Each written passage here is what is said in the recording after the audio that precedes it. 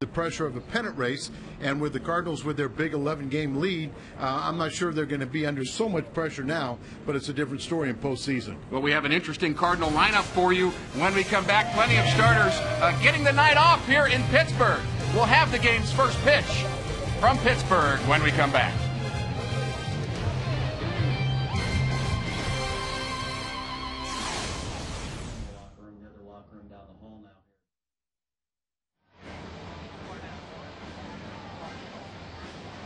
Thank you.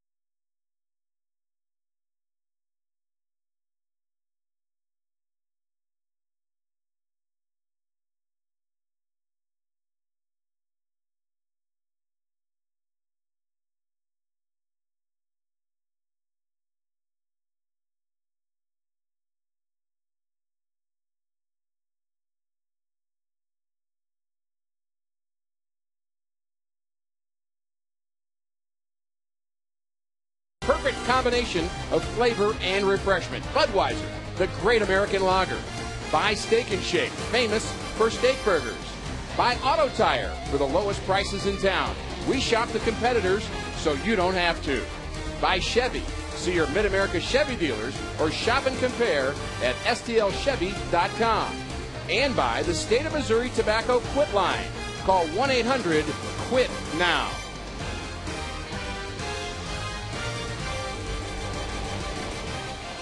Tony La Russa has gone with a very, very different lineup here tonight in Pittsburgh. And there's Albert Pujols, who is not in it, Al, along with a number of other players getting the night off tonight.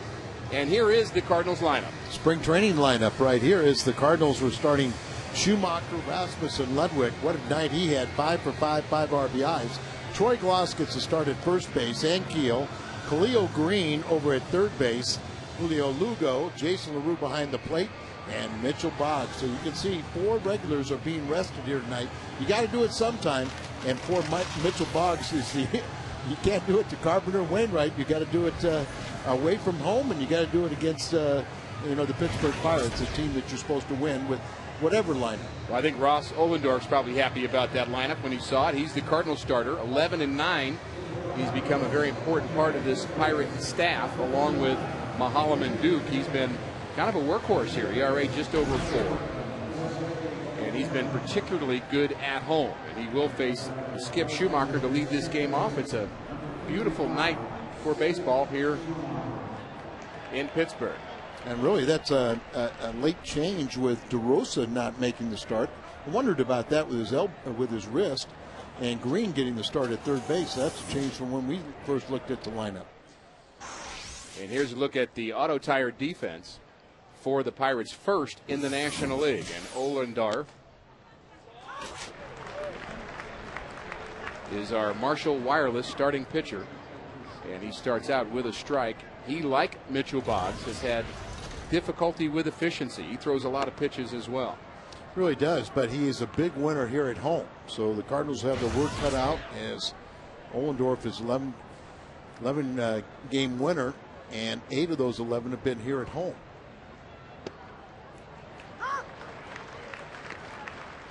And he gets ahead of Schumacher. Olendorf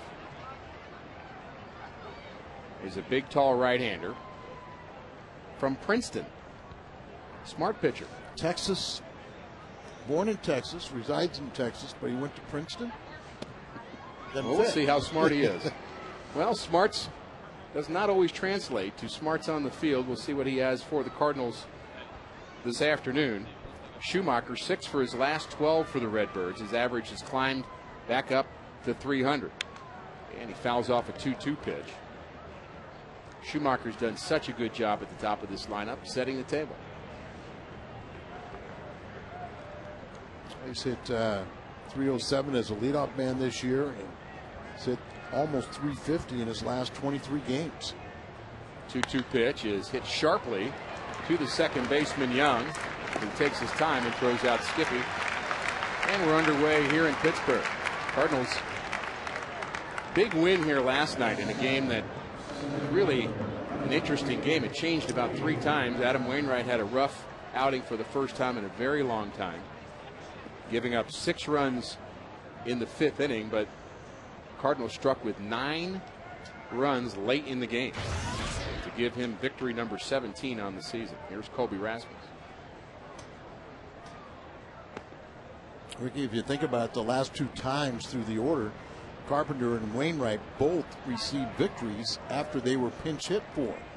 So most of the time the offense is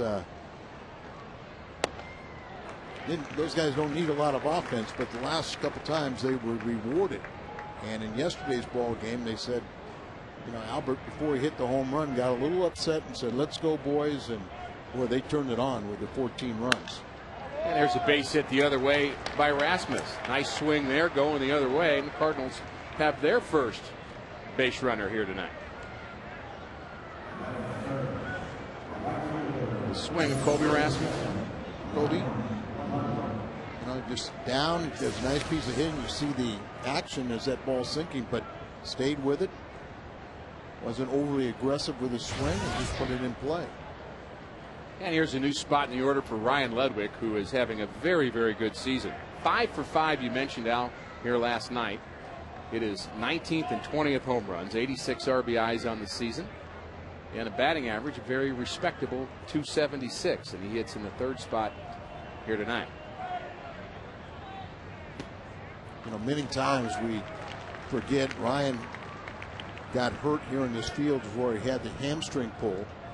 And then after missing a couple weeks, his timing was really off. Only hit 165 to finish out May, 200 in June.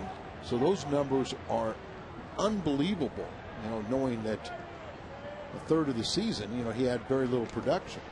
Those numbers still pretty good. Yes, sir. And you're talking about maybe not an all-star year like he had last year, but 20 homers, and he may have 100 RBIs by the time the season's over. And remember, too, a lot less playing time. Rasmus 3 for 4 in stolen bases. His manager believes that someday he'll be a 30 or 40 stolen base guy, but he's not quite there yet. Short lead, but a move he got picked off here recently and late in the game, and you don't like to see that, but perhaps he's trying to be a little more aggressive on the base pass. I was at home and believe he was a tying run. And right. What Cardinal lost by 1 run, as you said, it was either the 8th or 9th inning. There goes Rasmus. Ball popped up behind home plate and out of play. Rasmus had a pretty good jump there. Ludwig, an unbelievable night here last night. You're right. Colby had a good jump there, and that's something he's a little indecisive. He's going to have to make that decision a lot quicker. Guys with good speed doesn't translate always into being a good base stealer, and that's an art you've got to learn. And part of it is you're not afraid to get thrown out. You've got to be, kind of fearless over there and just defy the opposition to throw you out. Sounds like you're defining Albert Pujols on the base path. Sure. And he got picked off again, so part of the learning process. Well, he's still trying to figure it out. A little conversation with Dave McKay there as the quick move from Ollendorf. Close play, but he's out. And it's not a quick move back to the bag. And he tags him on top of the helmet before he gets that hand to the bag. Colby does such a nice job of running the bases first to third. Yes. And when he hits a double, and there's something about that first step off the bag at first, and he's not quite there yet. The 0-2 to Ludwig is a swing and a miss, and the Cardinals are retired here in the first. Mitchell Boggs set to go to work here in Pittsburgh.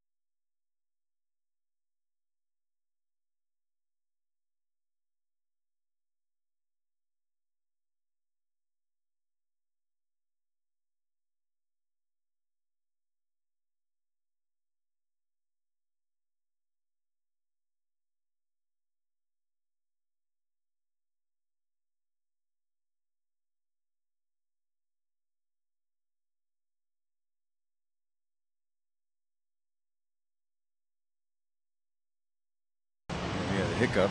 Offense came through. Not only no decision, but scored in the sixth. We got the win, so a little bit of justice.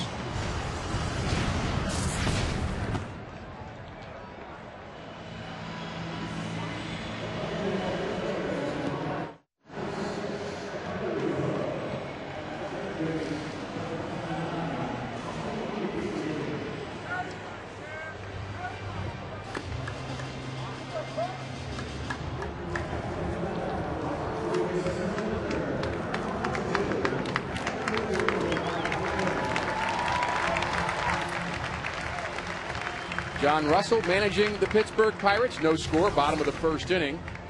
And Mitchell Boggs will face this Pirates batting order. Andrew McCutchen and Garrett Jones both are going to get a lot of attention for Rookie of the Year in the National League. Lasting Millage is the cleanup hitter. Ryan Domit hits the Cardinals very well. He hits fifth. And this lineup hit Adam Wainwright pretty well last night. Bit of a surprise there, and the first pitch hit to our third baseman, DeRosa, and he throws out McCutchen for out number one. I'm sorry, Khalil Green is playing third base. You see the numbers on Mitchell Boggs. This is going to be his ninth start and his 10th appearance. 2-2, ERA 4.5. You see a lot of strikeouts, but far too many walks, those too many pitches. 339 opponent's batting average, and lefties are batting 412. And here's a lefty, Delwyn Young. He's a switch hitter, Young, and hitting 300 from this side of the plate, 282 overall. Mark DeRosa was in the original Cardinal lineup, posted in the clubhouse, so that makes the Cardinals bench even better. I would venture guess, Al, this is the best bench in baseball tonight. I think so. When you got 5 starters, this would be questioned in spring training whether it be a legal lineup. Well, because you have to play a certain amount of players. You have to have 4 regulars, I believe it is, in a spring training game, and you know, I guess you do have your fifth starter out there, so that is debatable. Now, what do they do if you don't, Al? Major League Baseball send you a nasty letter? I don't even know what. But what if you go to a Vero Beach and Albert's not playing? It's a $2 billion fine. Okay, $2 billion. drop in the bucket. But you got to rest Albert sometime. Holiday has played every game since he has arrived on the scene. And there's another ground ball. This one to the shortstop Lugo, who has been another nice find for the Cardinals, and he throws across to Troy Gloss playing first base. And we'll look at the Cardinal defense here tonight. Ankiel, Rasmus, and Ludwig from left to right in the outfield. Green, Lugo, Schumacher, and Troy Gloss, who had his first Cardinal hit this week, and the battery of Mitchell Boggs and Jason LaRue for Tony La Russa. So technically, Tony could say, I got all three of my outfielders are regulars, and I got Schumacher out there. So barely qualifies. But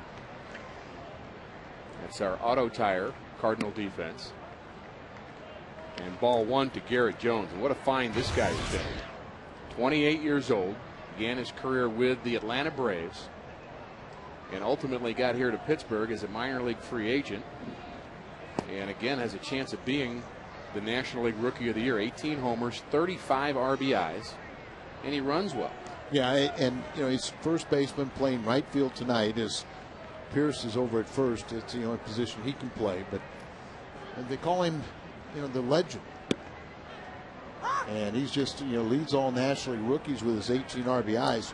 I've got to say he's not in the running from this pure standpoint. From not enough time. It's only his 57th game. Right. You can't. The numbers sure are good, but he hasn't been here all year. Yeah, and I think he's very intriguing, and just a shade under 300. You said he runs well, and a lot of little things about him, but. In this game, the game of adjustments, maybe the pitchers haven't quite made the adjustments on him that they do with someone else who plays a full season. And the 3-1 pitch misses away, and Boggs allows his first base runner. Under Sid Bream. It must be his family. Yeah, well, one guy likes his mustache on his forehead. One guy hasn't put it on yet. Come on, get with the program. There you go. That's a bad job. Sit down until you get the mustache straight. Come on. One guy back there looked like Sid.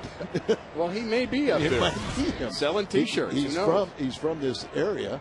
And a classy man, yes, too. Very nice man. And there goes the runner. Pitch high and in. LaRue with the throw. It'll be close, and he got him. Good snap throw from Jason LaRue, and he gets Garrett Jones. Only the second time he's been thrown out all year. Troy Gloss will lead it off.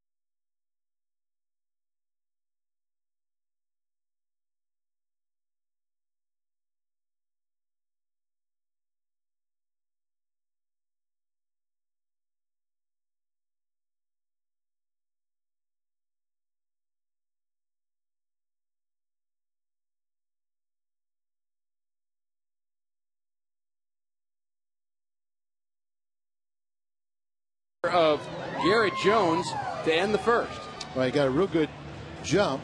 The ball was a tough up and in, and he has a quick release. It's a little bit, sails a little bit, but right into the runner, and the tag is applied, and Jones is out.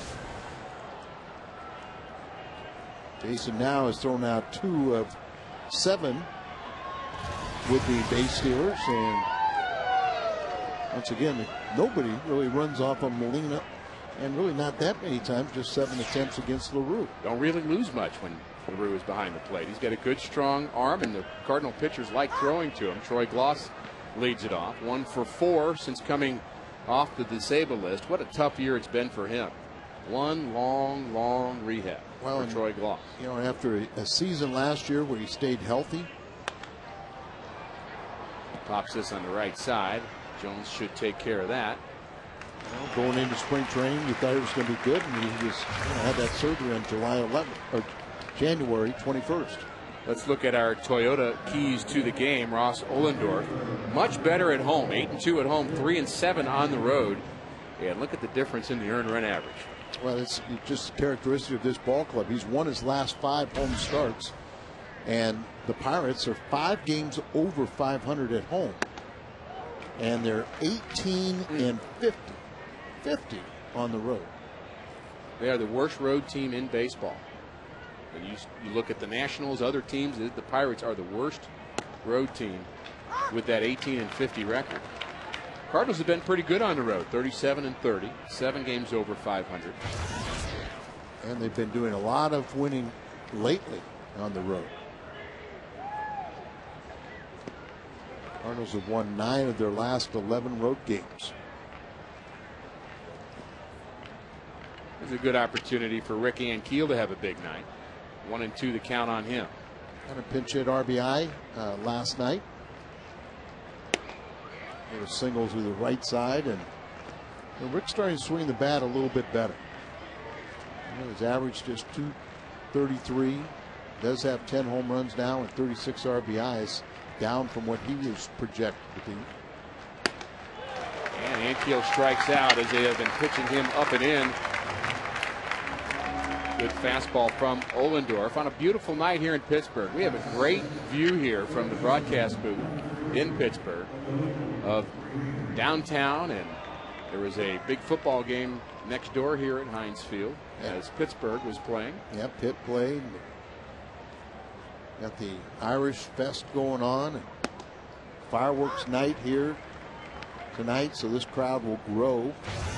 I understand it is Irish night. I haven't figured out what that means, whether or not you get it in half price. If you're Irish, I don't know. I haven't figured that out.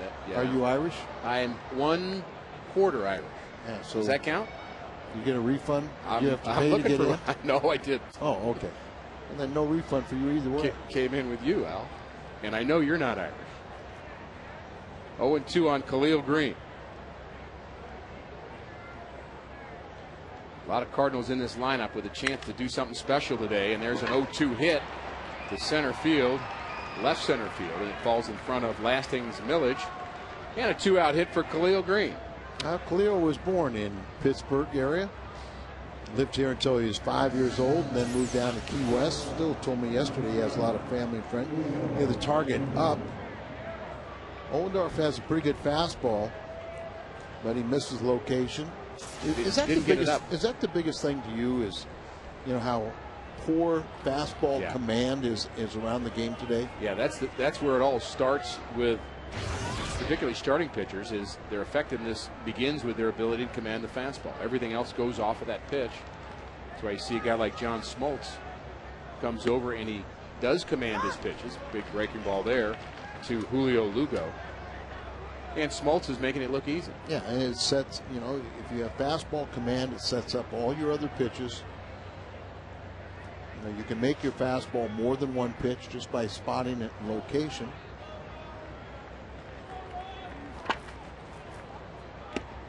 And Lugo takes another breaking ball. He's hitting .319 as a Cardinal.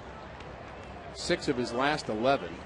And I would say he's played adequate defense. He's not the defensive player Brendan Ryan is, you wouldn't say, up the middle, but I think he's been more than adequate. Yeah, and it really hasn't been exposed.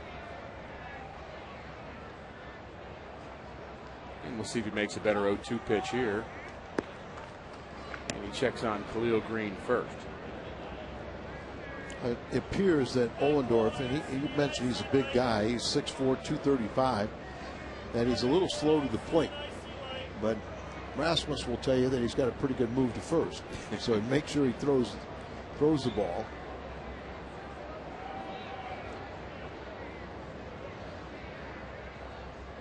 And the 0-2 is swing and a miss on another breaking ball, and strikeout number 3 for Ollendorf.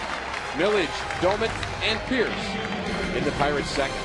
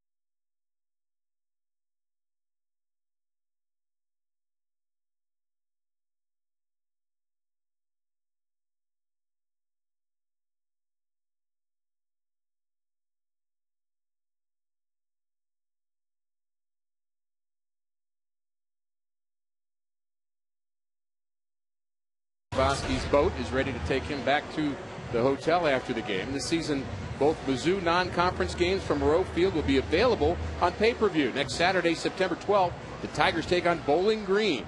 And September 9th, they play Furman. Many video providers in our Cardinals viewing area will also offer these pay-per-view games for $29.95. Congratulations to the Mizzou Tigers on their win today. And a wedding party here at the ballpark, celebrating by being at the ballpark. She seems happier than he does about it. Sometimes you think it'd be the other way around. There's a slow roller, tough play for Schumacher, and he handles Millage. A lot of times you think that the wife would be accommodating the husband on your wedding night of going to a baseball game. But we've been around this long enough. Now he's smiling. I think she told him to. Yeah, but you know, in St. Louis, quite unusual in the fact that the split is almost 50-50. Exactly. Female. Yeah, you and I have been around this enough to know that there's many women that love Cardinal baseball, and I've got a couple in my house. It's 45-55 is the split a few years ago of gender the St. Louis fans. Well, then maybe that guy's a football fan. Certainly is a football town and a hockey town. That's why the Pirates, really kind of the ugly stepchild, in this town, because Steelers coming off a world championships. Same thing with the Penguins. And then you have the Pirates on the verge of setting a North American professional sports record of 17 consecutive losing seasons. Their tragic number is 2. And the Phillies are the organization that has that record at 16. Boggs misses his spot with the 0-2 delivery. LaRue wanted it up and in. We'll see if he goes back again. Looks like he is. And this again misses its spot. And it's a base hit to center field. Just what you were talking about, Al. Mislocation ends up a one-out hit for Doman. Sometimes I almost wonder why they even give location. As watch LaRue, he's up, it's inside, and watch where the glove goes. Completely across the plate and doesn't get a chance to catch it. He misses by the entire, beyond the plate. It went 20 inches. Plate 17, and he misses by about 20. And there are times that a pitcher misses by 3 or 4 inches and it's trouble. Oh yeah. It's, he's got movement, but he just makes so many mistakes. Get people who kind of chase his breaking ball, which to me is surprising that at this level, a lot of times they chase that pitch that's so far outside. He'll rack up his strikeouts, but somehow, some way, he's got to, avoid giving up all the hits and base runners. He needs a ground ball here. That pitch up in the zone. 2-0. He falls behind Steve Pierce, the first baseman for the Pirates. Cardinals defense is at double play depth.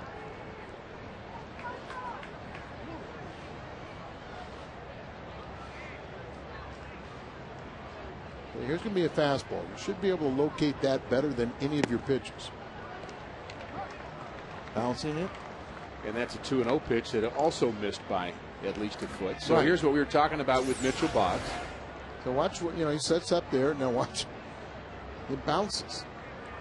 But he actually wanted that pitch to be moving inside, expecting it to sink down and in to try to get that ground ball. We'll see if he can come back and get Pierce, who is a bit of a home run threat. He has 3 on the season.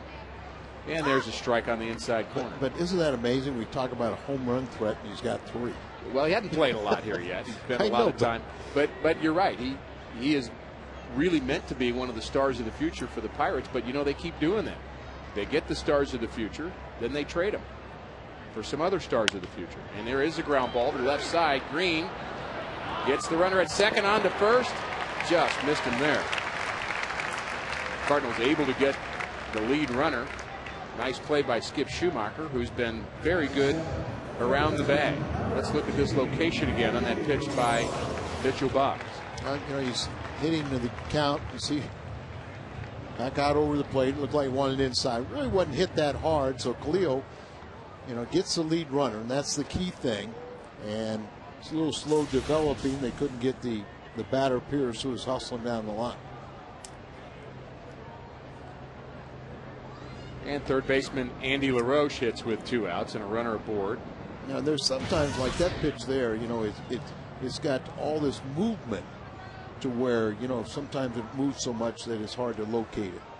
But most of the time we're not talking about that. And again, the ball running off the plate inside. You obviously want movement to throw off the timing of a hitter, but you have to have controlled movement. Exactly. And it's okay if you're effectively wild, like that last pitch where you get a guy a little conscious of, hey, this ball's running in on me, worrying about getting hit. And a comebacker as he jams LaRoche with a 2-0 pitch. And Jason LaRue trying to help his pitcher hit the spot.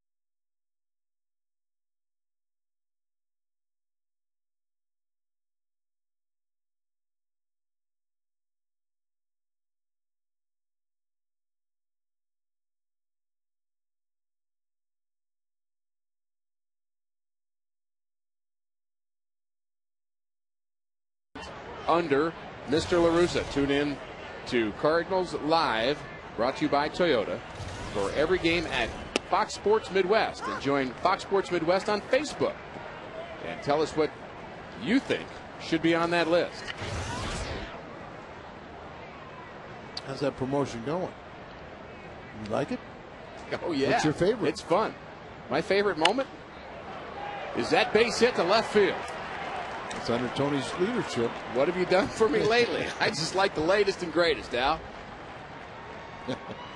And a leadoff double for the Cardinal catcher, Jason LaRue. He wasted no time here in the top of the third, and that is hit number 3 for the Redbirds. A lot of people don't realize how valuable Jason is. He really doesn't get a lot of playing time, but yet he understands what his role is: catch and throw, contribute when he can.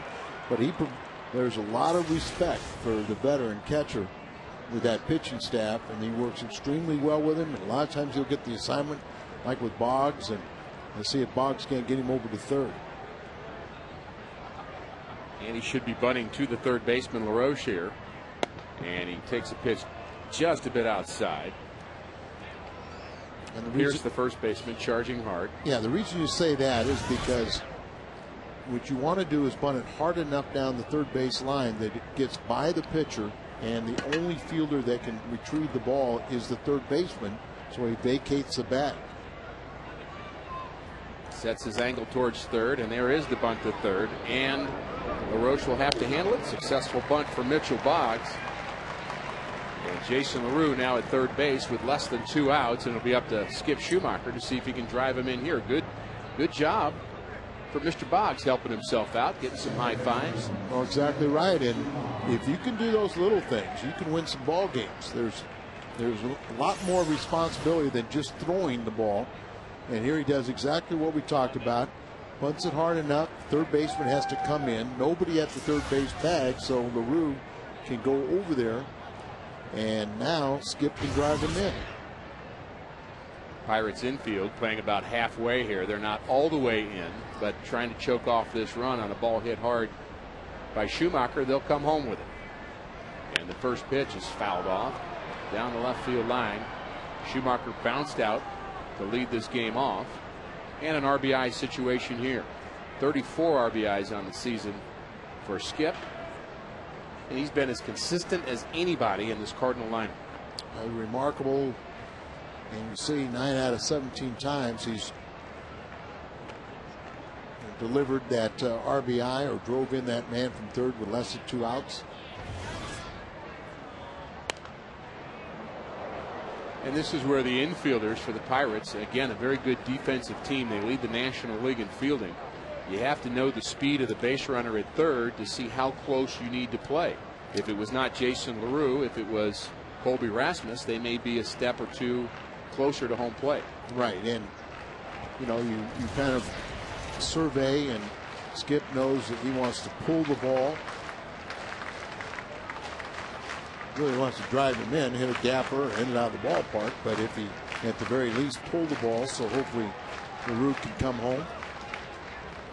They're going to go up and in on Skip. And he misses his location there, but pretty happy with that as an 0-2 pitch. Right, and that's, you know, in that situation, you're trying to make a pitch that if he wants to swing at wildly, get himself out, that produces a swing and miss or a pop-up when it's there, but it also sets up the next pitch. Here's a breaking ball in the dirt. Nice job by Domit blocking that ball. And if it got away further, perhaps LaRue would have been able to score there, as he does shift to his right to make this block. Well, Ricky, you and I both know the value of that catcher. So when you have that runner at third base, that if you have confidence that you can throw a breaking ball in the dirt and know that it's going to be blocked, it is so helpful. Well, I think Domit knew that Mike Matheny is here on this trip for the Cardinals, and he didn't want to be embarrassed by not doing it right, even though Matheny's in the other dugout. And it's good to see Mike traveling with the team. Oh, very much so. And Mike very pleased that Tony has extended that invitation, not only in spring training, but go on a road trip with him, because Tony knows that at some point he wants to get into coaching or managing. And you got to keep your foot in the door, right? Exactly right. 2-2 is the count. Cardinals with a runner at third, no score in this game.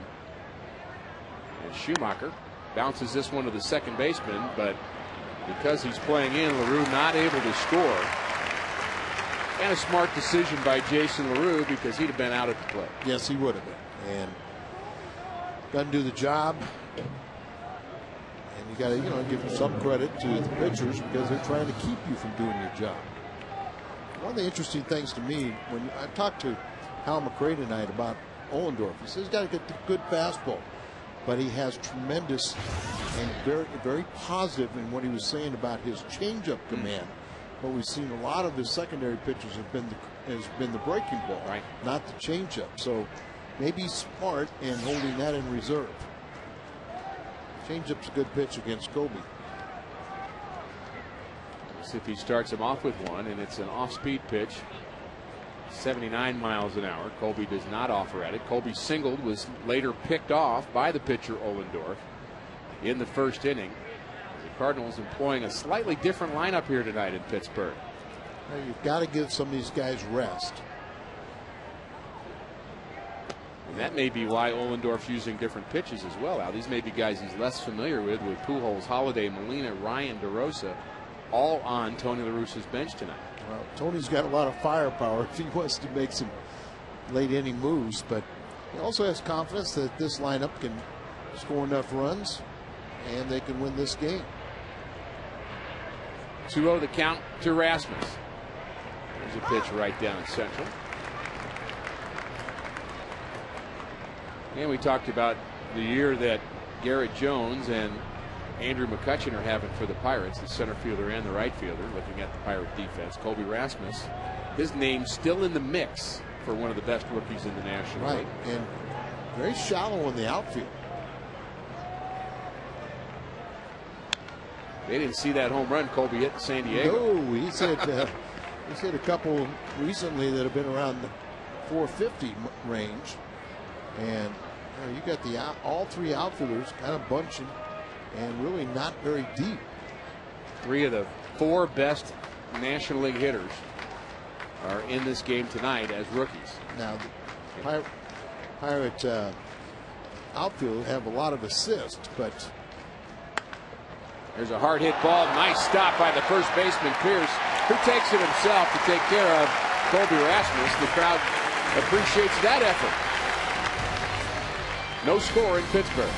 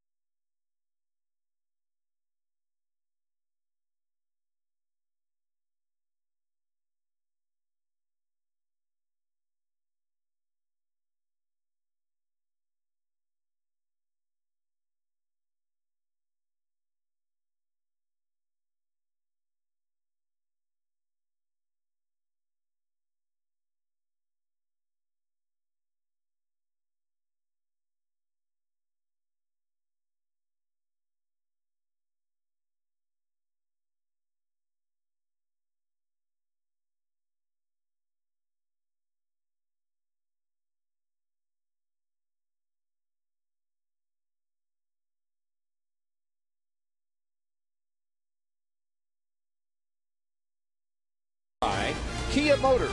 To learn more, visit kia.com. And by Casino Queen Hotel and Casino, home of the Lucis Slots. And some beautiful views here in Pittsburgh. as the fans, many Cardinal fans, have decided to join us here tonight. I believe they have fireworks again tonight, Al. Well, let's hope the Cardinal offense will provide a few of those fireworks. But there's some Al Raboski fans. And there's a line drive just foul down the left field line, and that's Ronnie Cedeno.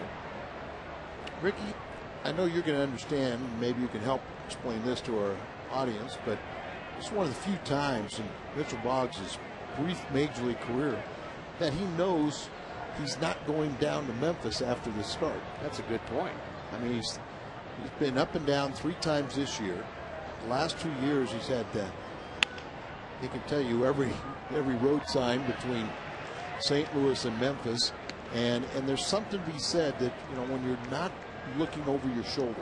And you belong here. Yeah. And you know you're going to stay here. I think that's a great point, and we'll see if that enters into the psyche of Boggs here tonight, who has 2 zeros on the board so far. He's had a little trouble with his command, but not there, as that slider takes care of Ronnie Cedeno. And that's the slider, Al, you were talking about, that these guys cannot lay off. Yeah, now that's a good one. And this one you can see, LaRue wants it down. He executes this pitch perfectly. And this isn't the one that I'm really talking about that they're chasing. That's going to get a lot of big leaguers out there. But I think this time when he came back up, I think he's really started feeling like he belongs. And now obviously when you're in September with the call-ups, you know, Loesch's scheduled to come off the disabled list tomorrow. Wellemeyer is now in the bullpen. Whether he stays in the rotation or not, at least he knows that he's done enough to merit staying here, and you know, is in contention for staying as part of the rotation next year. Dave Duncan certainly likes his arm. He thinks he's got the most plus arm of all the Cardinal rookies that we've seen. Right. P.J. Walters, and even you think of Jaime Garcia or Blake Hawksworth, a lot of the pitchers that we've seen over the last couple of years. But he thinks Boggs has a great upside, and a couple of good strikes to Ollendorf puts him ahead 1-2 to his counterpart. I think right now in many ways, see, there's a pitch, but it's the pitcher that he gets to chase.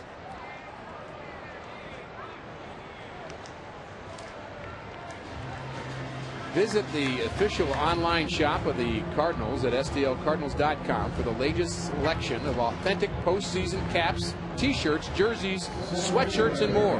Get your playoff gear straight from the source, the STLCardinals.com shop. I think in a lot of ways you look at Mitchell Boggs, and the dilemma is he a starter or is he more suited for, you know, relief work? And that's a good question. And I mean, he hasn't proven that he can go deep into a ball game. He actually has a little better ERA at the major league level than he does in AAA. But you know, when you're this is his 3rd start against the Pirates. The first 2 he threw 4 1/3 innings in each of them.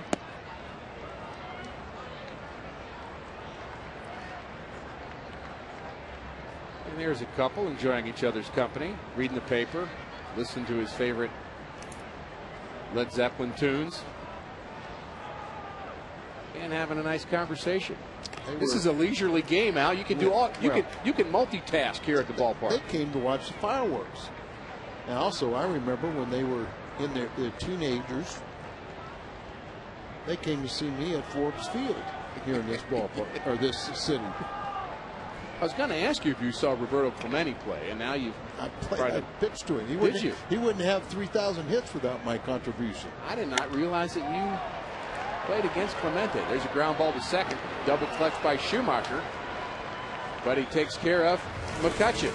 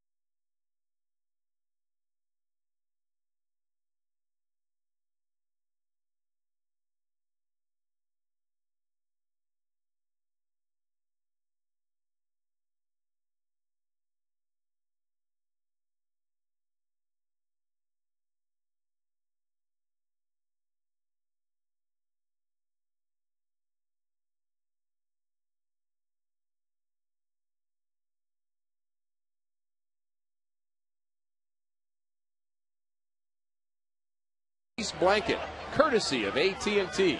It's available to 25,000 fans ages 16 and older. Get yours Friday, September 11th by purchasing tickets at STLCardinals.com. Ludwig leads it off for the Cardinals. We have a scoreless game through 3 innings. Cardinals have out hit the Pirates 3-1. And Ludwig struck out in his first trip. There's a bit of a hanger there, and he just missed that one. When you and I threw a hanger, they didn't miss it.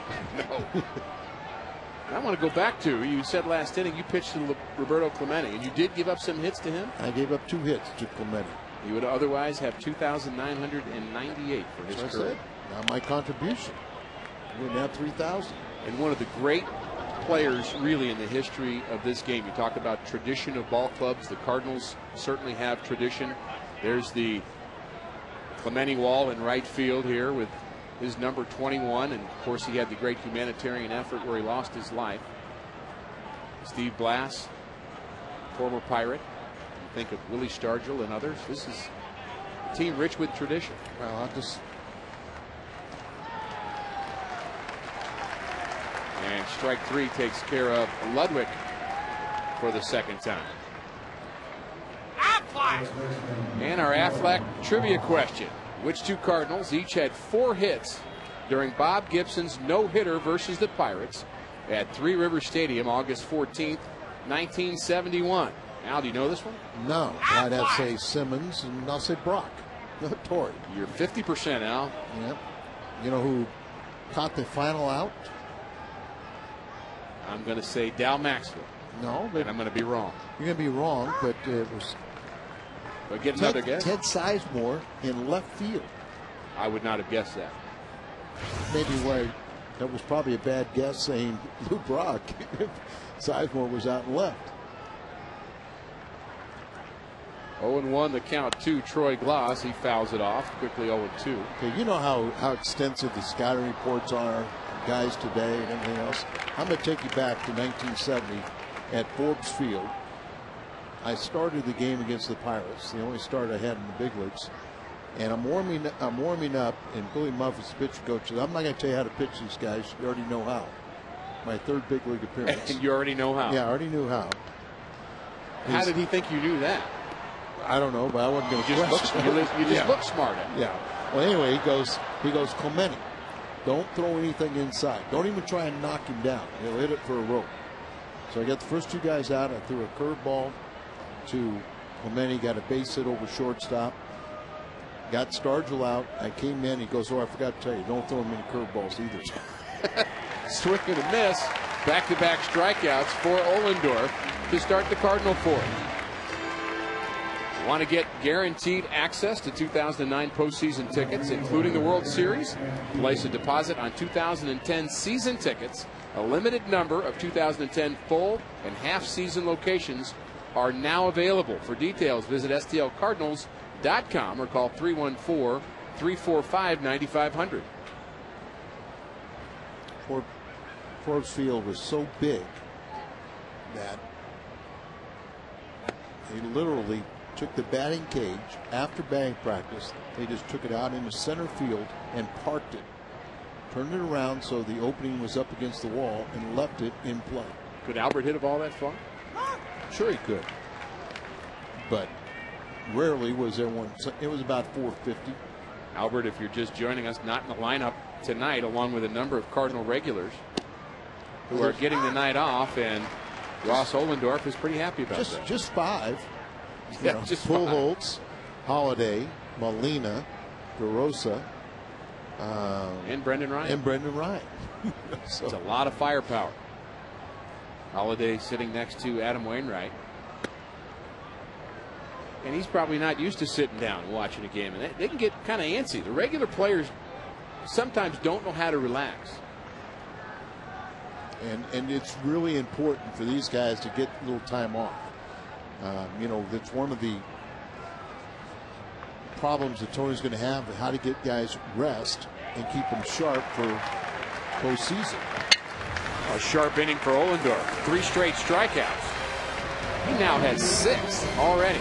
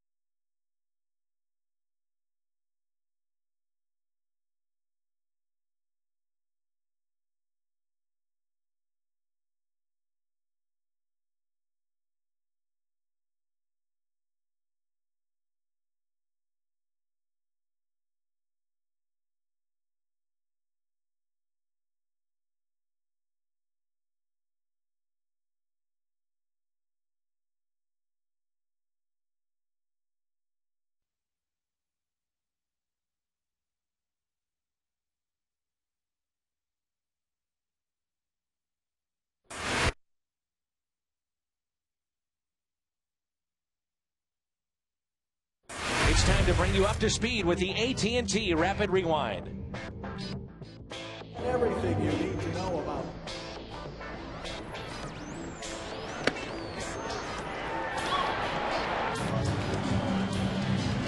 AT&T, the nation's fastest 3G network. AT&T, your world delivered. Delwyn Young leads it off for the Pirates. The second baseman batting for the second time. Bounced out to the shortstop Lugo, his first trip, and he's hitting against Mitchell Boggs. No score, bottom of the fourth inning. And a check swing, no, says the third base umpire Lance Barksdale. Marvin Hudson is our umpire behind the plate tonight. And he's done a pretty nice job so far. And speaking of nice jobs, one of my favorite people in the world is here at the ballpark tonight, Pat Paris. Pat, what do you got for us? Well, Rick, it's kind of odd you and I are both on the road together, but how about that? You guys have been doing a nice job talking about the 5 Cardinals not in the lineup, the regulars not in the lineup tonight. Well, Mark DeRosa was actually supposed to be at third base. He was a late scratch. Khalil Green gets to start there instead, and it's not because of the wrist injury that, of course, he's been battling. It's because of the reoccurrence of some back problems that he's also been dealing with from time to time. So maybe a good night to get him some rest for the wrist and to help out with that cranky back. All right, thanks, Pat. We'll get more from you later as Young bounces out to Schumacher. He's been busy here tonight. And Mitchell Boggs maybe settling down a bit. Has retired 6 straight. As I said, this is the third time he's faced the Pirates, so pitching much more effective this time around. Really not going deep in either one of those games. Got 2 no decisions as he went 4 1/3 innings in each. And you're going to get more no decisions if you don't keep your pitch count down and get into the 7th and 8th inning. And that's one of the things that Wainwright was able to do last night. Wainwright did not have his best stuff. Looked like he was getting tired as he worked in the 5th inning, but at least he was able to get through 5 innings. And the Cardinals were able to come back with 3 in the 6th, 2 in the 7th, and 4 in the 8th inning.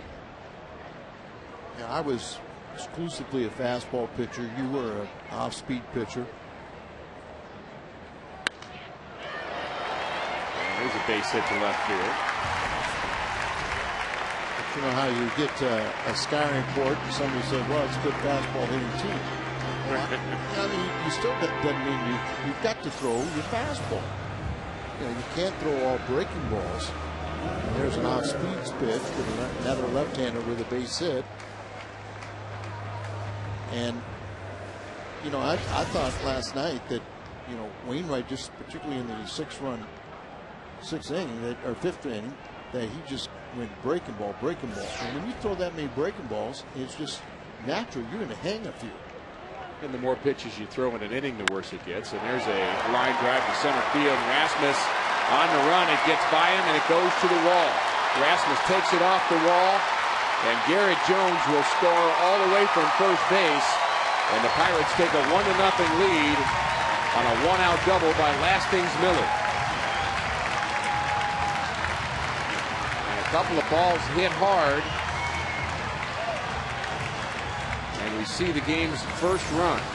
Well, Millage, first month after he came over from Washington, they just said he was terrible. You know, just couldn't do anything right. But since that time, he's been much better defensively. He's swinging the bat much better, hitting 300. You know, 321 coming into this action. So, as a Pirate. And just everything falling together for him. 2 organizations have given up on him. He was a former #1 draft pick of, I think, 12th overall of the Mets. Still doesn't have the power they thought he would have. And he drove in a runner that was given up by a lot of teams as well, and that's Garrett Jones, and the Pirates are glad to have him. 2-0 the count to Ryan Domit, switch hitting catcher. Batting from the left side. All of his power is from the left side. 8 home runs, 23 RBIs. Higher average from the right. There's Garrett Jones. And part of that power might be the short porch here in right field in Pittsburgh. Just 320 down the right field line. Still have the 20-foot or 21-foot Clemente wall to hit it over. 320, but it's 21 feet high. Commemorate, Roberto Clemente. That was his number, and he played right field. Goldman was a pretty good hitter when you had Nady and you had Bay and you had the rest, all the other guys. Sanchez, Wilson. You kind of, you knew he was a big offensive weapon, but he kind of was there. Now that he's been able, or is accounting for more of the offense, he's been horrible. He's hit under 200 with runners in scoring position. Teams are certainly pitching him tougher, and they walk him here with first base open. And maybe a little what you're talking about. They're going to make Steve Pearce, the Cardinals are, beat him. A couple runners aboard for the Pirates. They've already scored a run here in the fourth inning. Tony La Russa would like to see a ground ball here, and Jason LaRue saying the same thing to his pitcher. Well, I think that was good that Jason went out there, because I don't think that Boggs has a luxury of pitching around anybody. He has to show that he can get people out. And so what if first base is open? He needs to attack the hitter. He doesn't have that luxury. Certainly dicier when you do it with a guy that does not have command. Here's a double play candidate. And there's a line drive to left field, and that's going to get into the glove of Rick Ankiel. He makes the play. Cardinals could have had a triple play on this. Yeah, they could have had a triple. They only needed a double play to get out of the inning. What a play by Rick Ankiel. Over the shoulder in deep left field. What a gem by Ankiel.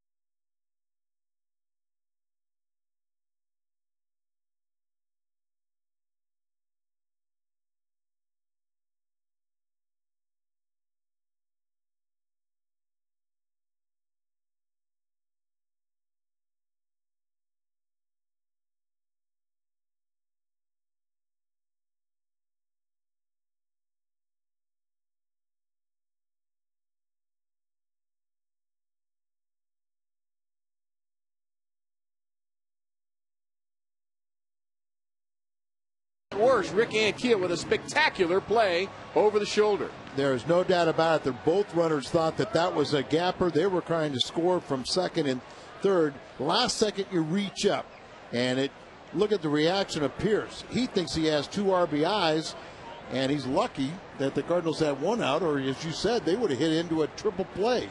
As both runners, you take your pick, whoever you wanted to get the third out on. But great play by Ankiel. He is an athlete. There's no doubt about that. First pitch is grounded deep in the hole. Cedeno pops up and throws out Khalil Green. Another very good defensive play, this time by Ronnie Cedeno, the shortstop, as he took that ball in the hole, bounced up, and made a strong throw. Well, they feel like they really did not give up much defense, trading Jack Wilson and getting Ronnie Cedeno in return. And with the additional players, they save a lot of money and got a couple prospects on top of it. And that was a very nice play by Ronnie. Well, the book on Cedeno has never been his glove, it's been his arm. Most of his errors have come with throwing errors. He has a good strong arm, but pretty erratic. And if the guy has a strong throwing arm and he has trouble, with plays and throwing errors, it's usually on the routine balls.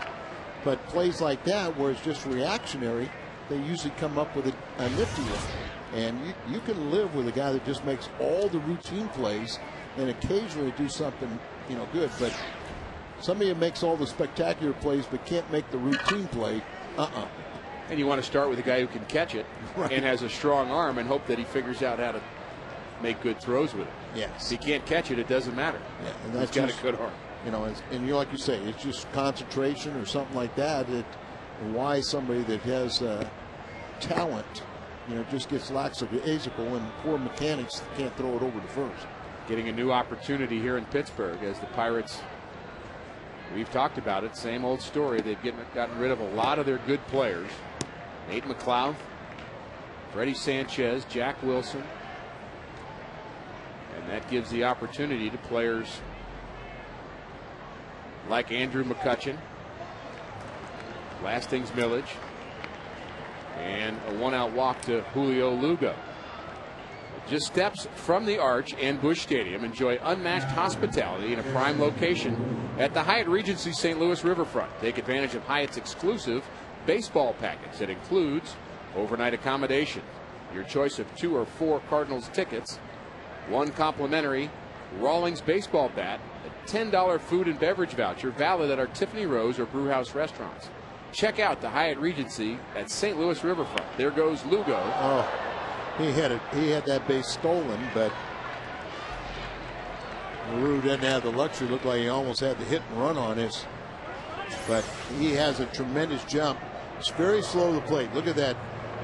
He's got 3 strides before he even releases the ball. But as you're a hitter, you're trying to protect there. And you wonder whether a hitter ever has the opportunity to say, you know what, he's got a good jump. I know it's a hit and run. I don't know if he has the ability to hold up on that or not. I think that a right-hander would have a better chance, obviously, than a left-handed hitter. Because he can see the runner going in the type of jump, but it's pretty hard to concentrate on that release point and see that with your peripheral vision. There's a good pitch to LaRue. A lot of good quality pitches here tonight from Ross Ohlendorf. He's looking for his 12th victory of the season.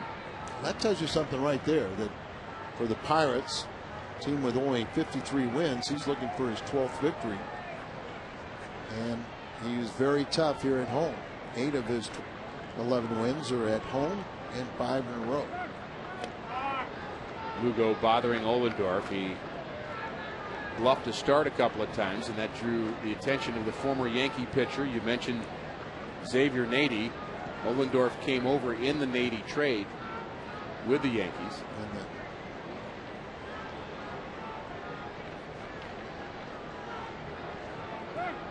Another quick snap throw. He's already picked off Colby Rasmus, and he's paying a lot of attention here to Lugo.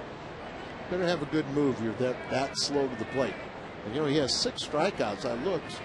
Don't know what his high is this year in strikeouts, but last year as a starter, his high was 3, and as a reliever 5. And there's a swing and a miss, and thought for a second that LaRue might have tipped that, but he takes the walk back to the Cardinal dugout. And now he has 7 strikeouts. As he gets Jason LaRue. LaRue had doubled in the 3rd inning. Mitchell Boggs sacrificed him over to the 3rd. The Cardinals weren't able to score him. I just looked, and that is now a new career high in strikeouts with 7. He did have last 2 starts. He did have 6. And he's just working here in the 5th inning in this ball game. I'm sorry. I see back on June 30th he struck out 8.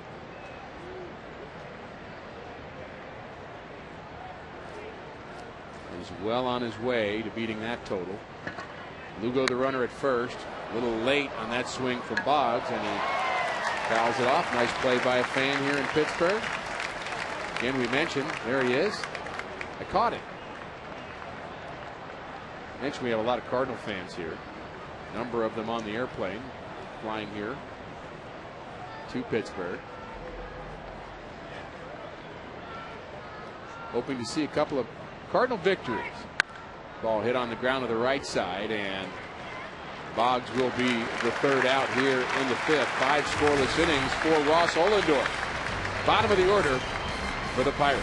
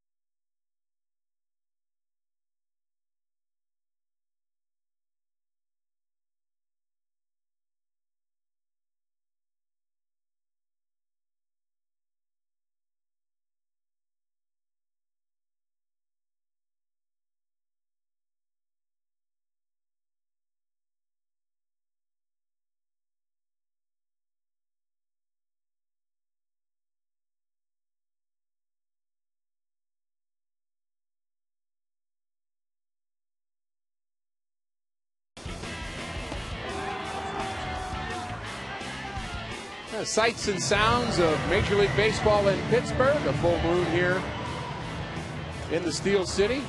Beautiful night for baseball. Temperatures in the mid to upper 70s here. Very, very comfortable evening. And it's been comfortable so far for both starting pitchers, Mitchell Boggs and Ross Ollendorf. 1-0 is our score. Pirates batting in the bottom of the fifth inning. LaRoche, Cedeno, and Ollendorf will face Boggs. Boggs has walked 2, struck out 2. We'll have to see how he fares here, because it could have been a much bigger fourth inning for the Pirates without the outstanding play by Ankiel. Here's a hanging slider taken care of by Green. Throws across the diamond. 4 out, number 1. Leo looks so much more comfortable at third, doesn't he, though? Yeah. He just a reaction position as opposed to what you have to do as a shortstop. A lot more to think about. And he definitely seems more comfortable. And that's really where he played growing up. In college, he was a third baseman, and he had one of the best collegiate seasons ever. One of the best hitters in the history of the ACC. Right. It's another hanging hit out of play.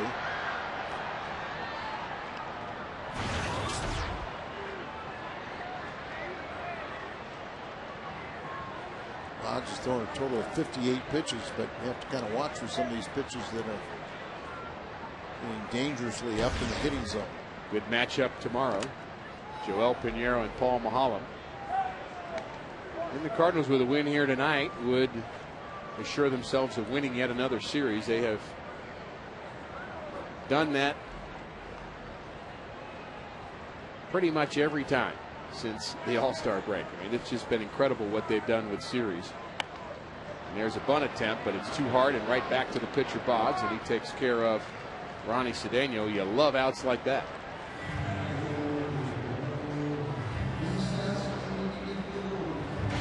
Let's look back at this date in baseball history. September 5th, 1946. Joe Garagiola plays his first Major League Baseball game. Now, I would think that there was something a little more important than Joe. Important. I mean, Joe, and we wish him a speedy recovery. He has been under the weather all season long. An easy line out to Gloss. That'll take care of the Pirates in the fifth.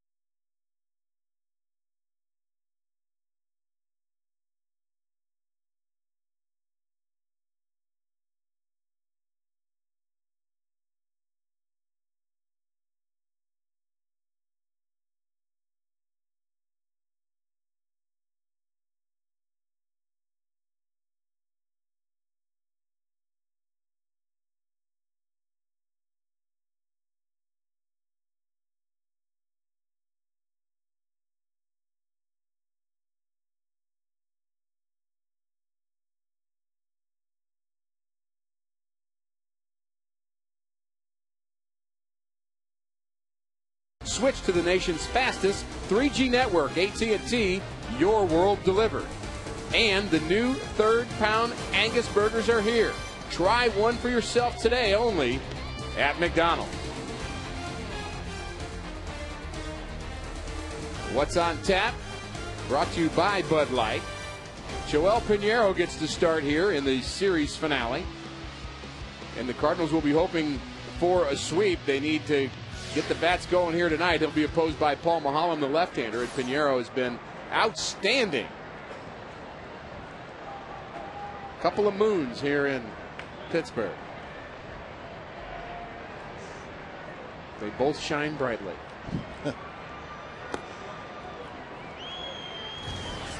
Mike Shannon is an institution.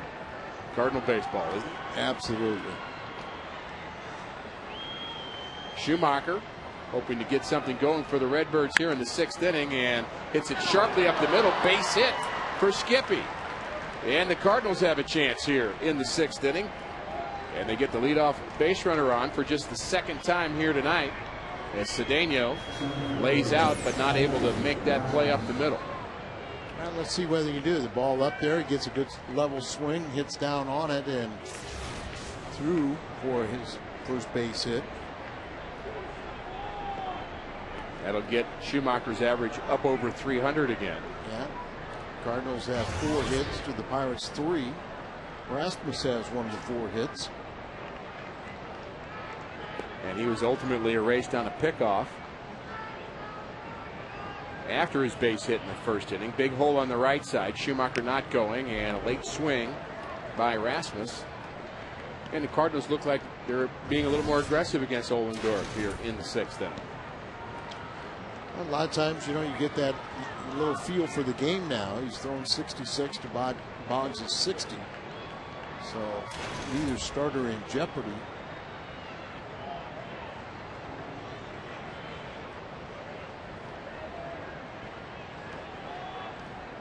Cardinals have out hit the Pirates 4-3. And another quick move, and he is slow to home, but Ohlendorf has quick feet. It's all about the quick feet on the pickoff move, and he has really shown that he knows what he's doing. He's keeping base runners close and helping out his catcher. Maybe he is smart since he went to Princeton. Maybe he learned that in one of his classes there. Playing devil's advocate, I'd say, well, why wouldn't you speed up to the plate? Right. There he did the slide step, but if you really watch guys that do the slide step, they usually sacrifice an awful lot of their command to the plate. And sometimes velocity. Right, and so it really negates it. You know, yeah, you may give yourself a chance to throw the guy out, but you really have a better chance of making a bad pitch. Could be a running count here, and Ohlendorf thinks so. Another snap throw. Schumacher diving in. Those are close plays. Yes, a little too close. 1-1 the count to Rasmus. 14 homers, 45 RBIs on the season for Colby. Has a 5-game hitting streak, now 6, with his base hit in the 1st inning. He almost threw that one away. And you notice Dave McKay coming in and telling Schumacher to stay on the base, making sure he knew that that ball didn't get away from the first baseman. Pierce, one of the jobs of the first base coach is to do some communicating. Right, because you're laying there and you feel like the first baseman straddling you. You don't know where the ball, whether it goes down the right field line or not. Keep your hand on the bag and then locate it. And listen to your first base coach. He'll tell you. That's why he's there. Dave McKay's a classy guy. Been with Tony La Russa for a very long time. This coaching staff has really been intact. He uses a stopwatch to check the delivery home of the pitcher as well as the catcher's release. Such a science now, stealing bases. Dave Duncan and Tony La Russa have been together for 3 decades.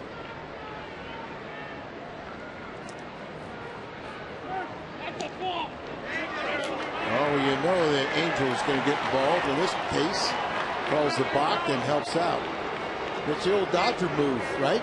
you kind of do the false step with your front leg. You buckle your knee is what you do to make the base runner think you're going home. And then, Angel Hernandez saw it. There's that quick move with the left foot. And once you move your left foot, you are committed to picking your leg up and going home. And that's exactly right. The Dodgers worked in that move, and there was a couple of Cardinal pitchers were pretty good at that. Danny Cox was pretty good at that move as well. Well, the Cardinals have a runner in scoring position now for Rasmus, and he hits this ball deep to center field. This should get Schumacher to third. Good arm in center. He tags and heads towards third. A close play there, and Schumacher slides in safely. Good, strong throw from McCutchen. McCutchen has 8 outfield assists for the Pirates, and I think he was looking forward to that opportunity to show off his arm. See, backs up and everything. This is one of the few times you can't have the rainbow. Where normally you would never want to have it on such a high arc, but there's no other base runner. So if that's your best attempt to get it there all the way in the air, so be it. Especially if the pitcher's doing his job, backing up third base. Yeah, but if you got a guy on first base, that's a bad throw because that base runner can see that, and he's going to get himself in the scoring position. No cutoff man can cut that off to throw you out at second. Cardinals with a chance here. Ludwig at the plate. He was the offensive hero last night. 5 for 5 with 5 RBIs in that game last night. About the middle of the order. 4 home runs from Pujols, Holiday, and Ludwig.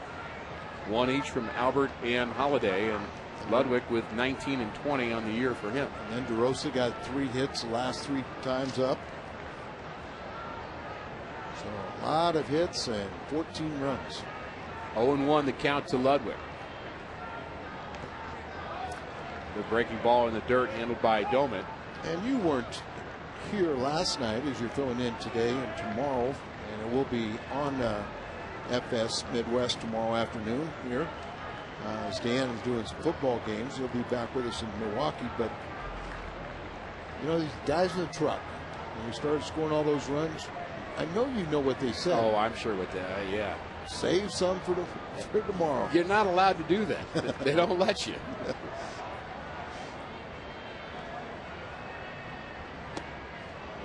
One misses inside. You never have enough runs. 14 runs is the most for a Cardinal team at PNC Park. And the 4 home runs tied for the most. 17 hits in that game. And they hit 405 as a team in last night's game, but you had the feeling like they needed every run they could get last night. 2-1 the count to Ludwig, taken low. And Wainwright was the beneficiary of all of those hits. And they all, after he gave up the 6 runs, he staked to a 5-0 lead, gave up 6 runs in the 5th. They pinch hit for him. And lo and behold, he comes out with a victory, his 17th. Watch out. Good pitch to hit. 3-1 was the count, and Ludwig line one past Schumacher. And Schumacher would probably say it was meaningful to him as we look at him dancing on the 3-1. Watch out. And even Oquendo got in on that dance. A little salsa going on there. But Schumacher's buddy is Adam Wainwright. Yeah. I'm sure he enjoyed getting on base in front of Rasmus, then Pujols, in that inning that gave his good friend Adam Wainwright the victory. Well, especially because he made 2 errors in that game too, and he feels they were it too. all earned runs because there were so many hits after the second error, and the first error didn't result in any scoring, but the second one was sandwiched inside all those hits.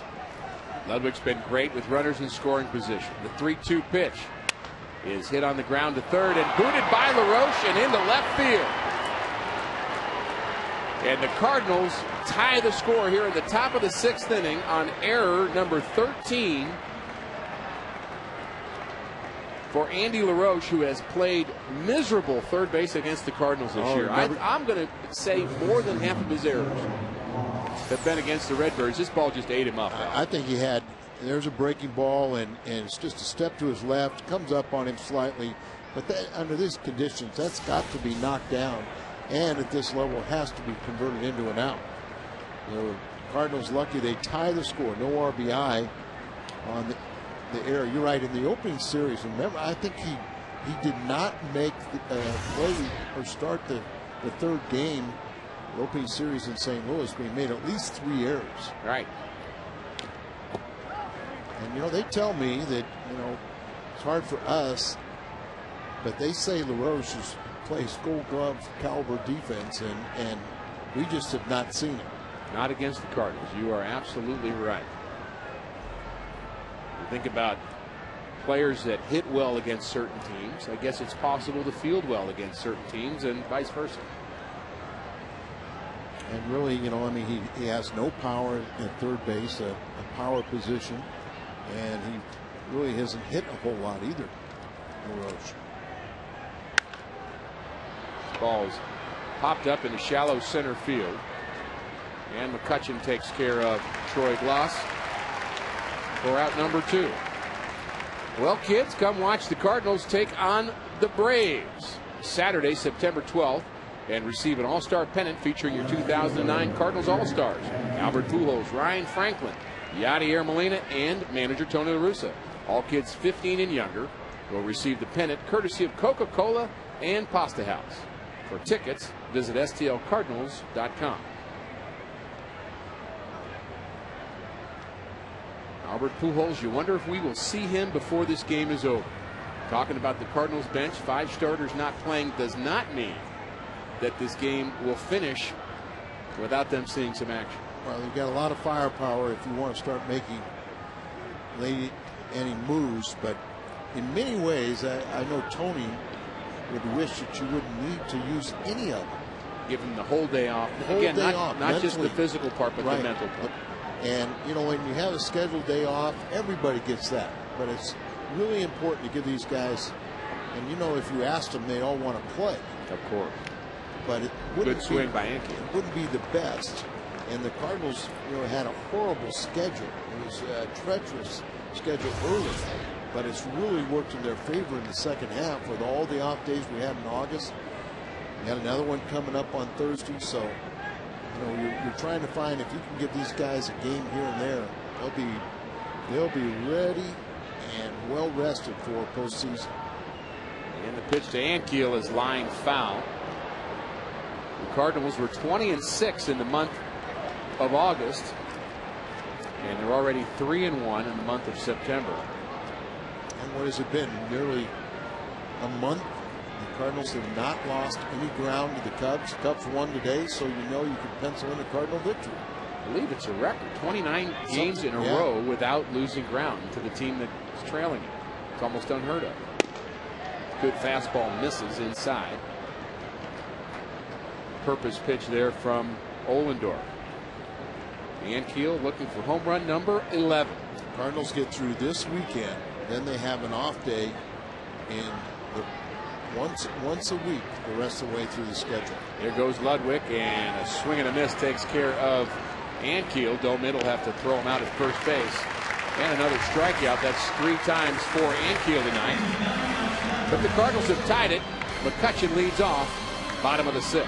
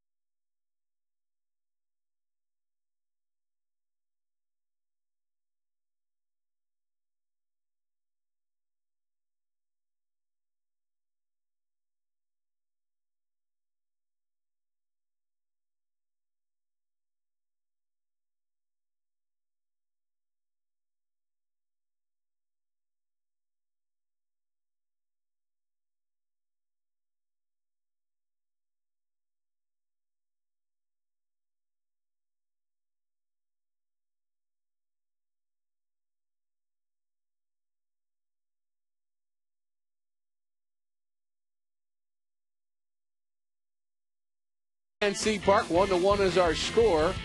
As we go to the bottom of the 6th inning, two young pitchers throwing up a bunch of zeros early on, Mitchell Boggs and Ross Ollendorf. The Pirates finally break out with a double from Lasting's Millage for their run in the 4th inning, and the Cardinals answer in the 6th inning as they score on an error by the third baseman LaRoche. And another good view of PNC Ballpark.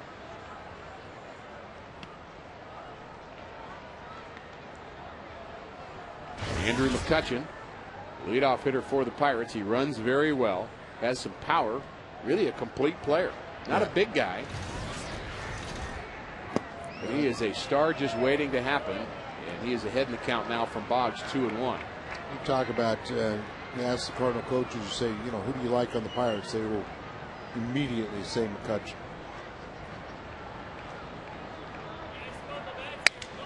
And he is jammed by Boggs and thrown out by a long shot there at first base on a real good pitch in on the hands of McCutcheon. Now watch, he has tremendous speed and he always hustles, but when you get jammed like that, you can't get out of the box quickly, and that's why he was, Leo's throw got him by several steps.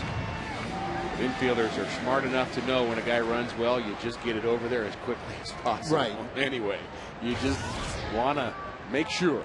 But you just, another reason you pitch inside and guys, you know, just don't get good wood on it. You know, you're hitting off your fist, not with the muscle, and you know everybody wants to get their arms extended, so it's obvious every hitter's weakness is inside.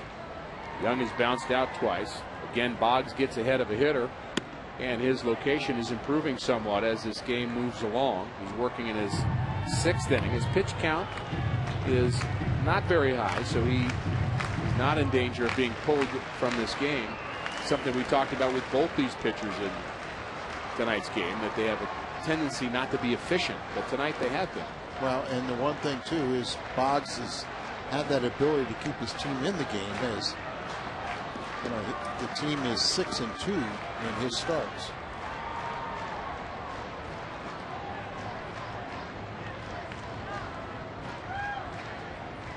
Bruce sets up away and he hits his spot on a 2-1 pitch. Good sinker there, and Schumacher will throw out Young. And 2 ground balls to start out the bottom of the 6th inning here. As he hits his location with the ball sinking. And Boggs is settling down. St. Louis Cardinals, the Missouri Department of Health and Senior Services, and Fox Sports Midwest have joined together to encourage young people not to smoke. Because once you start, it's hard to stop. Strike out tobacco so we can all breathe easier. Call the Missouri Tobacco Quit line at 1-800-QUIT-NOW.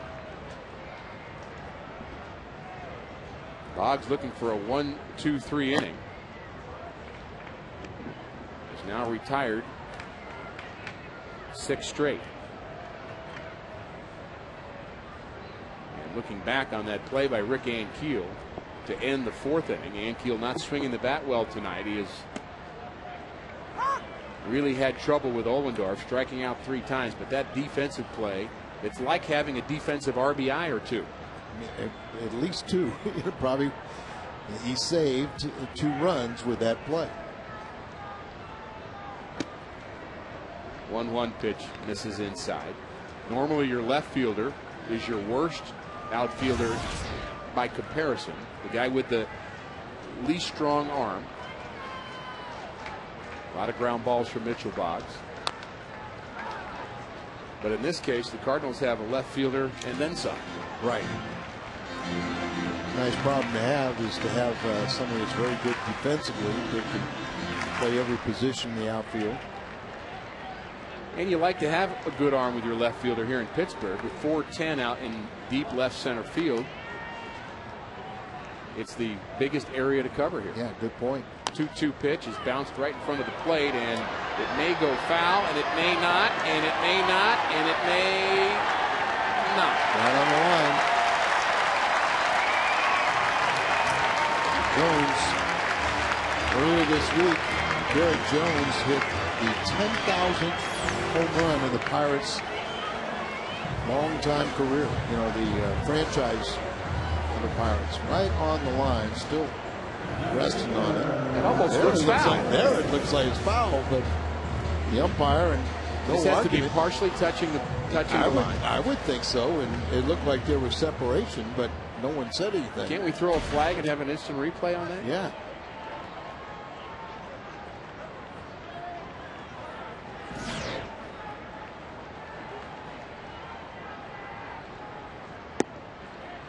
Slider misses to Lasting's Millage.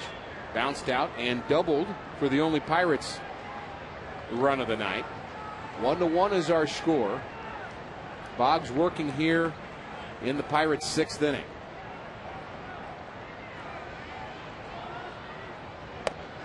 Jones is a threat to run.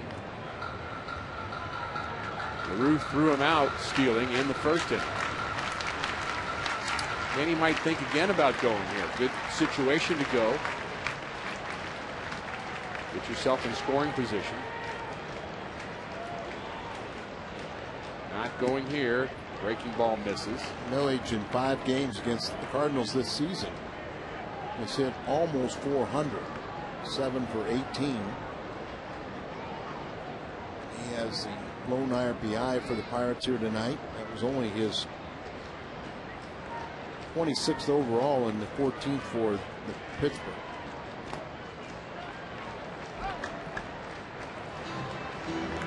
Command eluding Boggs a bit here from the stretch, which can sometimes happen. 3-1 is the count to Lasting's Millage. Domit, the catcher, is on deck. Not unusual for a pitcher, particularly a young pitcher, to have command issues when working from the stretch, and there's a strike at the knees. Well, at the major league level, Boggs has had a lot of experience working out of the stretch. I mean, he's averaged nearly 2 base runners per inning, but much more efficient today with 4 hits and 2 walks. And there's a base hit up the middle through the legs of Boggs, and Jones, who's going on the 3-2 pitch, goes from first to third. The second hit of the night for Lasting's Millage. Ball hit very hard, right back up the box. Boggs not able to get down in time to make that play. 2 outs and a significant scoring threat right now with Domit, who's 1 for 1 and also reached on a walk. Cardinals got a break in the top of the 6th inning when LaRoche booted a ball and they scored their first run, and Pirates get a break here in the bottom of the 6th inning when Garrett Jones hit a little dribbler out in front of the plate that stayed right on the first baseline, and all of a sudden they've got a threat here with 2 outs for a big inning. And Domit really struggled in this situation this season. See what is with 2 outs and runners in scoring position.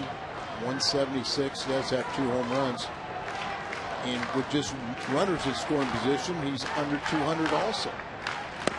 There's a good slider down and in from Boggs.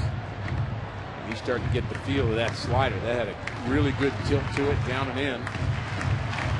Evens the count on Domit. Jones, the runner at third. Millage, the runner at first. 2 outs in the Pirates' 6th. Boggs is set.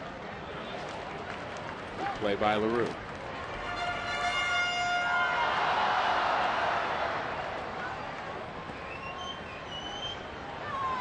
Got a pretty active crowd here tonight.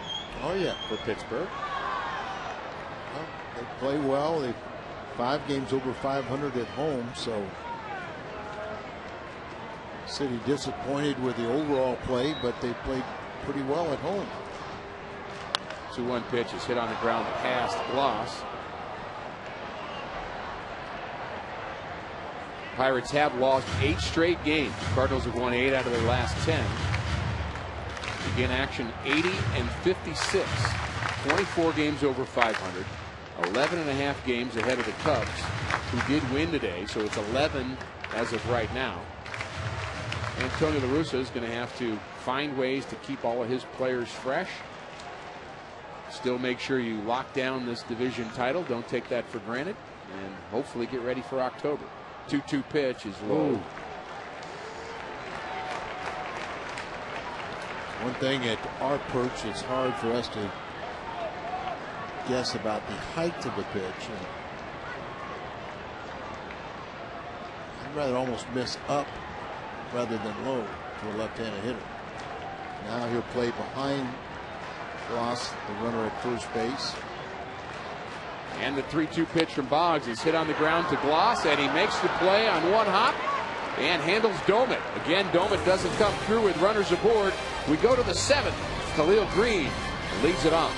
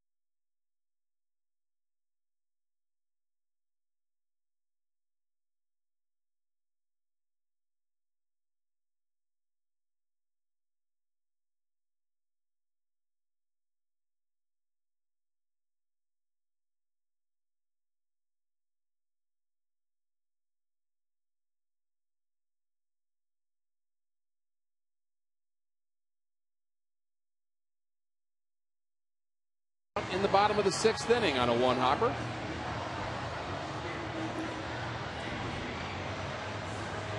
And as we look at the glove of Troy Gloss, we notice something interesting about that, Al. Yeah, it's not a first baseman's glove. It's his regular glove. He uses it at third base.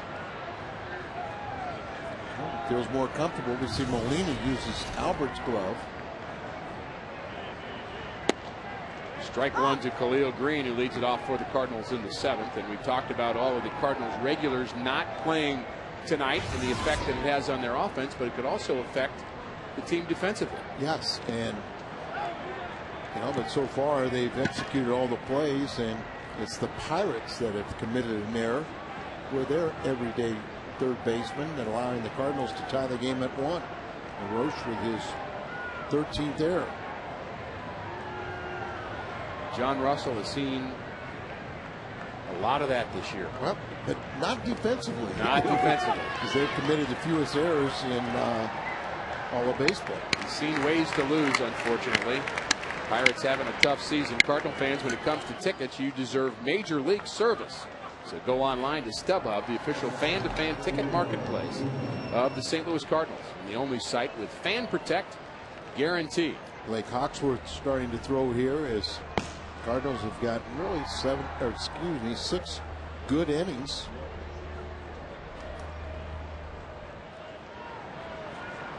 .84 pitches through 6 innings for Mitchell Boggs.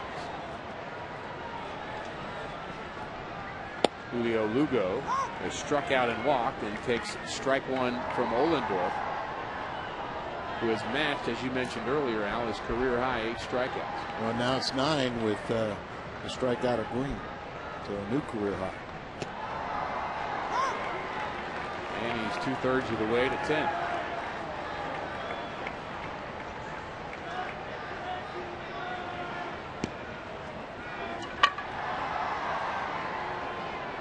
That's the K lady.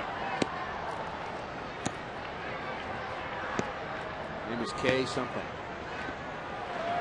K-Girl. And Kay, go to work, Kay. You don't have to watch. Go ahead. Yep, that was a strikeout, Kay.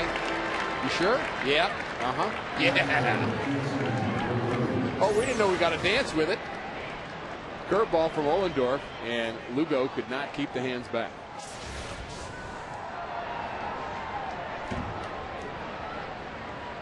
Kay's done. Well, I wonder if they have some kind of promotion that if you get to 10 strikeouts, the crowd gets a brand new car. I don't think Kay has 11 Ks up there, so she's going to Start all over. Going to start all over somehow.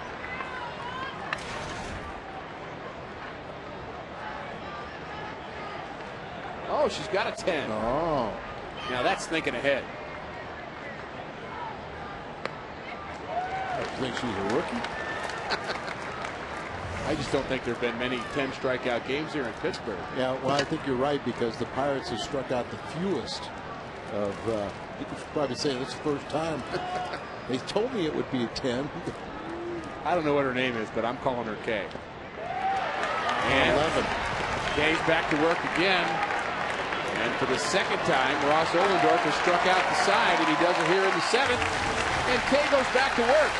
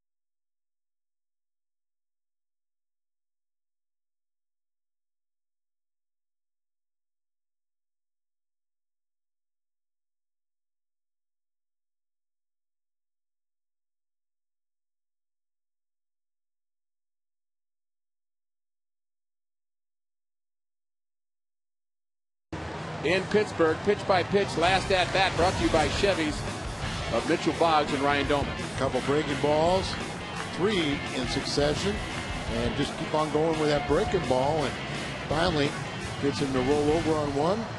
Little tapper back up. This is the 5th time he has gone 6 innings.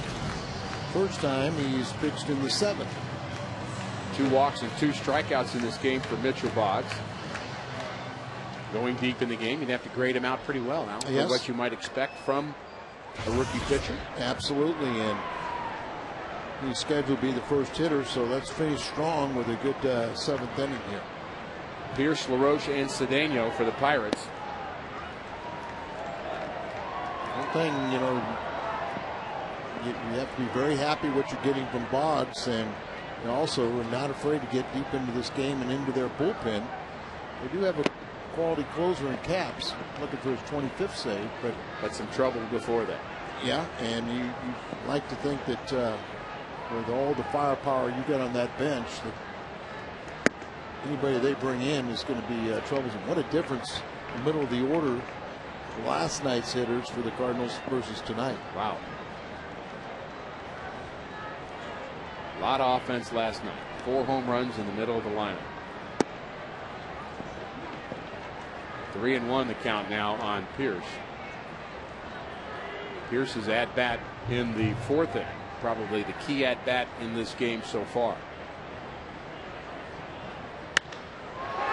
There's the ball hit hard to center field. Back goes Rasmus, turns the wrong way and makes the play in front of the center field wall at 399. He's not happy with the route, but a couple of good plays we've seen against Steve Pearce. This is a real key play, like you said. 2 men on. Both of them thought that this ball was going to get down. So Ankiel, not only does he catch the ball for Pearce, but he doubles them off. And there you're talking about is Rasmus turned around and doesn't come down with the catch. As we kind of kidded about Pearce, saying he's got home run potential, but only 3 home runs, and you get a little idea that you aren't. You don't feel like you don't. He's not one of those guys you say, okay, here's the ball, hit it. 300. He got a lot of yardage today. Yeah. 395 on that last one.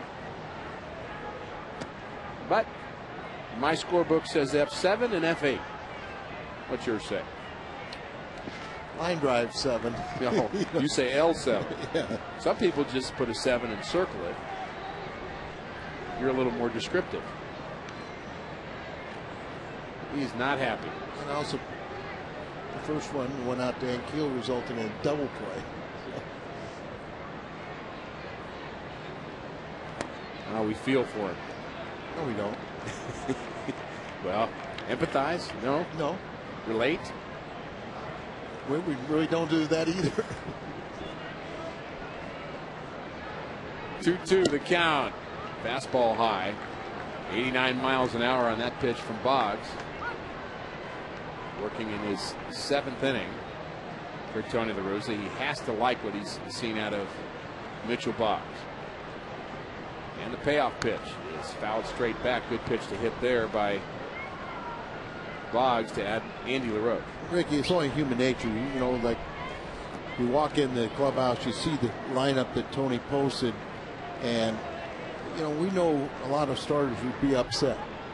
Boggs doesn't have that luxury, and really he shouldn't be upset because his job is to worry about stopping the Pirates hitters, not worrying about what offense he has in his behalf.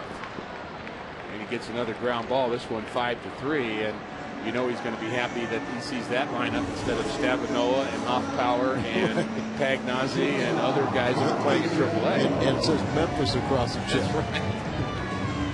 That's right. Not only is the meal money and the hotels a little better, so is that check that you get to St. Louis Cardinals rather than Memphis. The same numbers on it, just more zeros. There's a good hard fastball on the outside corner to Ronnie Cedeno. He tried to bunt his way on in the 5th inning, and Boggs threw him out, struck out looking in the 3rd. Getting a chance to resurrect his career here with the Pirates. Traded away Jack Wilson to Seattle. And if you're a Pirate fan coming to the ballpark, you've got to get a scorecard every time, just to make sure you know the names of the guys on your home team. They change quickly here. 6 pitchers. We talked about their bullpen. 6 pitchers on the disabled list. Has also given opportunity to guys out there in the Pirates bullpen, and we may see one of those guys soon. They have a right-hander warming up right now for the Pirates, and Chavez did not see Jesse in yesterday's contest that we have seen in the past. It may be doing you a favor getting Ollendorf out of this game, and we assume that Boggs will be pinch hit for. Looping line drive down the left field line. Another good play. We've got some Gold Glove fans here tonight. We've had 3 good plays on foul balls.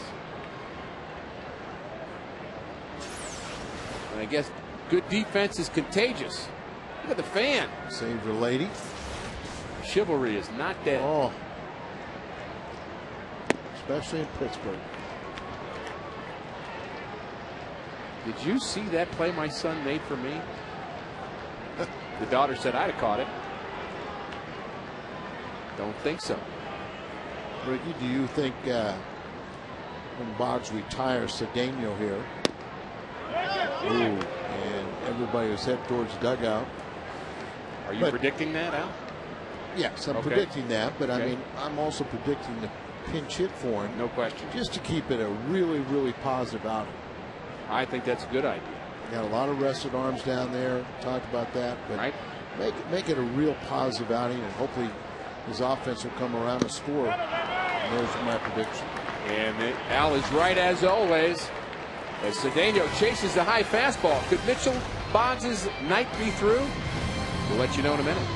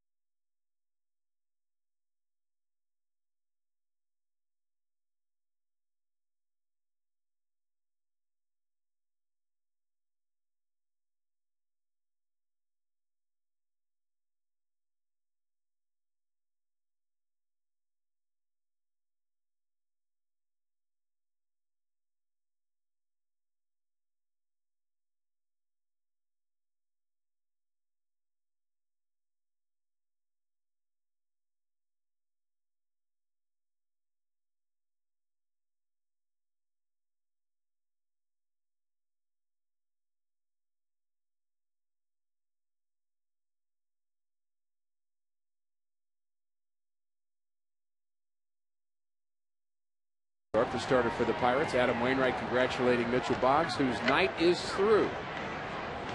Wainwright says, "I'm sorry, I can't give you any of those runs from last night. Just doesn't work that way." And then look at all the firepower you get on the bench, and Joe Thurston's the first one they select. Pinch hit. He's the only left-hander. He will hit against Ohlendorf here in the 8th inning. All the other guys hit against lefties, righties on a daily basis. There's a hard hit ball to center field. Back goes McCutchen to the track, and he reaches up and makes the grab. First pitch swinging was Joe Thurston, and he hit that ball very hard to center field. Yeah, he did a great job and just picked the wrong guy. McCutchen doesn't really have a chance to utilize that great speed. He's fun to watch him, kind of glide after somebody that's one in the gap, left to right. He can travel and track down some balls. Good outfield play in tonight's game, and many good defensive plays. And other than the error by the third baseman LaRoche, which led to the Cardinal run, defense has been spectacular. Strike one to Schumacher, who's 1 for 3. He scored the lone Cardinal run in the 6th inning.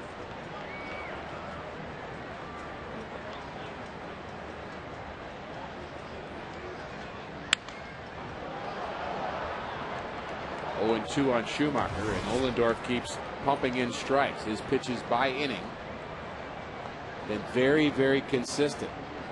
Had an 18-pitch 6th inning, but other than that, he's been right around 10, 11, 12, which is the ideal number. And that will take care of the evening for Mitchell Boggs. 7 innings and just 1 run. Good outing for Boggs. Yeah, earned. He only had 7 base runners. That's a vast improvement. 2 walks, 3 strikeouts, 5 hits. Good night for Boggs. Another interesting thing we'll see with the Cardinals as we are in September and teams start calling up players out. You're going to be facing players that you don't really know a whole lot about. And you're talking about a pennant race here. The Cardinals, of course, have a comfortable lead, but that'll put a little extra pressure on the Cardinals to figure out how to pitch some of these guys. and maybe even how to hit some of the pitchers that they've never seen before. Looped into left field, and on comes Millage to make the play for out number 2.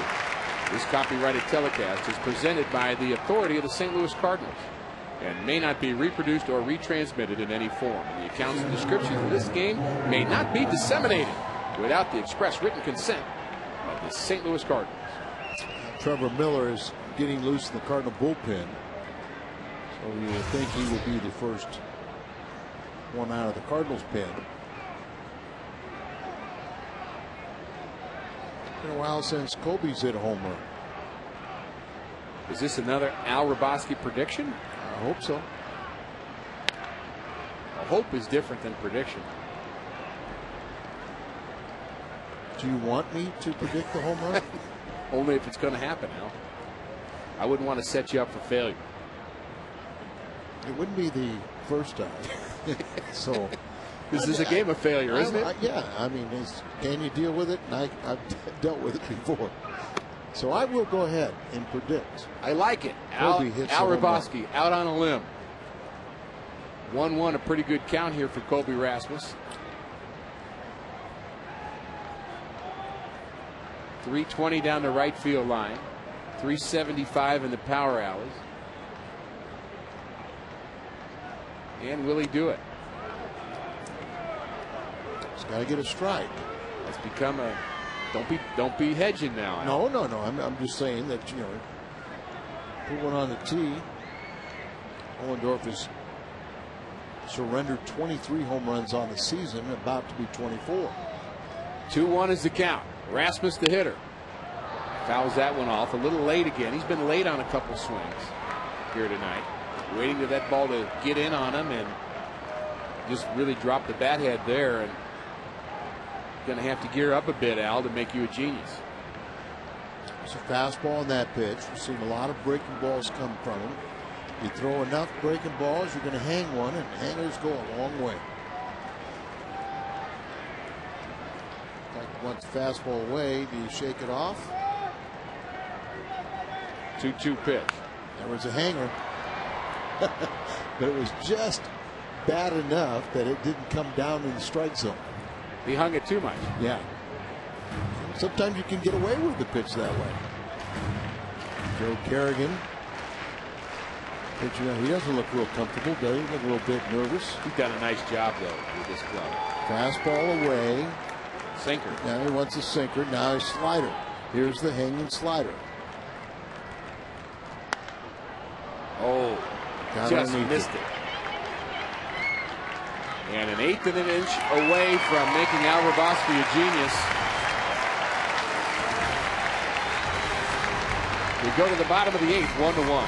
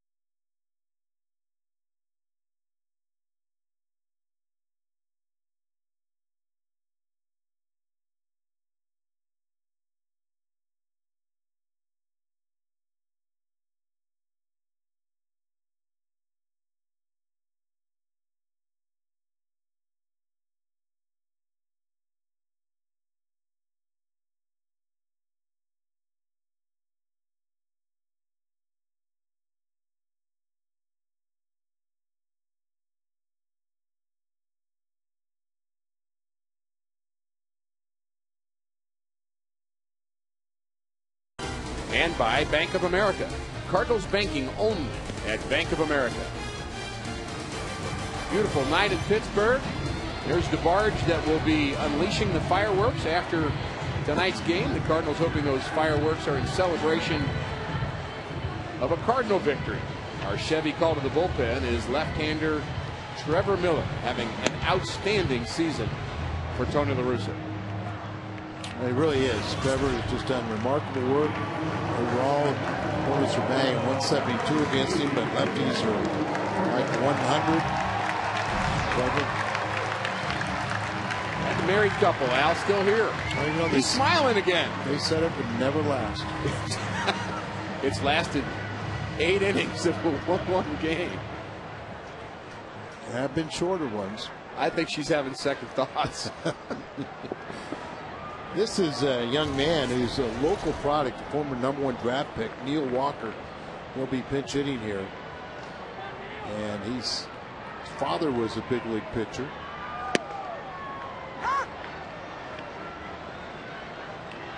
And strike one to Walker. Switch hitter batting from the right side against Miller. Yeah, he made the start the other day.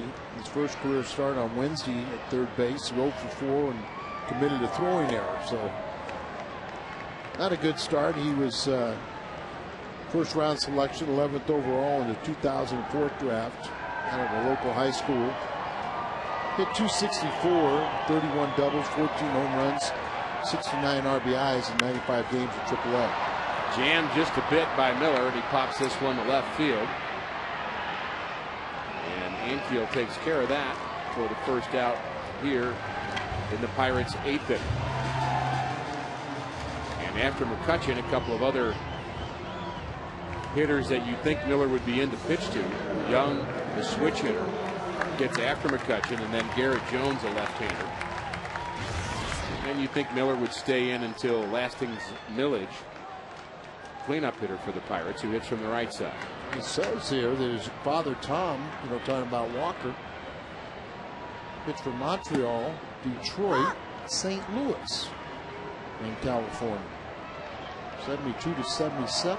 That's your territory. Yeah. You played with his father and you don't remember. Nope. Poor Mr. Walker. Strike one. And there's a long fly ball down the left field line. Foul. Plenty of distance off the bat of Andrew McCutchen. Says Tom Walker, 1976, the Cardinal media guy. And that ball was about 18 1/3 feet foul. That's my guess. It wasn't even close. A little too close for comfort for Trevor Miller, I can guarantee you that. But he is ahead 0-2 on McCutchen, who's bounced out 3 times. And Jason LaRue wants to get on the right page with Miller. Sometimes you shake off once, you shake off twice, and the catcher's not really sure what you're trying to do, particularly when you're ahead 0-2. And better to get it straight by having a conversation, particularly if they haven't worked together a lot. And especially when it's a 1-1 game. Think about the games Miller's been in. Right. Every one of them, games on the line. Who's Sure. catching? Yadier Molina. That's what he wanted to do. Back him off the plate with a fastball. We'll see if he goes away or doubles up on the inside corner to McCutchen. Yeah, it's kind of interesting to me that Tony went with Trevor Miller. And he does go away, and McCutchen reaches out, lines it to center, but right at Colby Rasmus. You thought he might go to Reyes? Well, I mean, no, I thought he would probably go to a right-hander.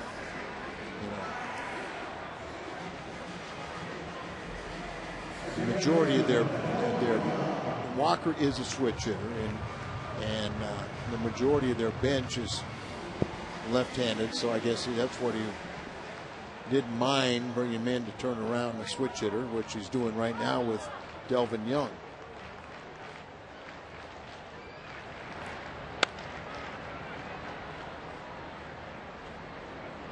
And they're taking pictures of the happy couple. See, that's us. Oh, I don't look good. Oh, I just don't like the way. Oh, it's okay. Isn't that sweet? They decided instead of hiring a photographer to just get a snapshot at the ballpark. Swing and a miss by Delwyn Young. Did you ever have a teammate in the minor leagues get married on the field?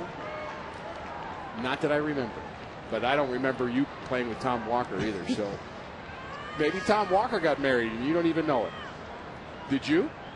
No, but I mean, but it did happen a lot. Oh, sure. I do have a vague memory of Kevin Hagan, a former teammate of mine, getting married because the owner of the club in Gastonia, where we played together, decided to pay for it and have him do something at the ballpark if he agreed to get married at home plate. So I think he did the year before I played with him. I think that is true. 1-2 the count. And Bull Durham, didn't they get a couple get married? They did. Bull Durham, that's right. 2-2 the count. Now Kevin Hagan's a guy I played with, and I remember him, Al. Still can't believe you don't remember Mr. Walker. I don't. It's a bad name for a pitcher anyway. And the funny thing is they were telling me about his dad played for Montreal, and I said I don't remember him. And then I find out he played for the Cardinals with you. I don't remember how many brain cells I've killed since then. I hazard a guess. It's our trivia question tomorrow. Well, that youngster's had enough baseball. 2-2 the count to Delwyn Young. Trevor Miller trying to throw a 1-2-3 inning here in the 8th inning. Pitching in a tie game on the road late is a very tough chore. You cannot make a mistake. You have very little margin for error. I couldn't use the excuse that was the year with Vern Rapp. It was before. And there's a ball chopped past Miller. It's going to be close at first, and he's got it. Good play by Schumacher. Pirate fans don't like the call. Ludwig will lead off the ninth.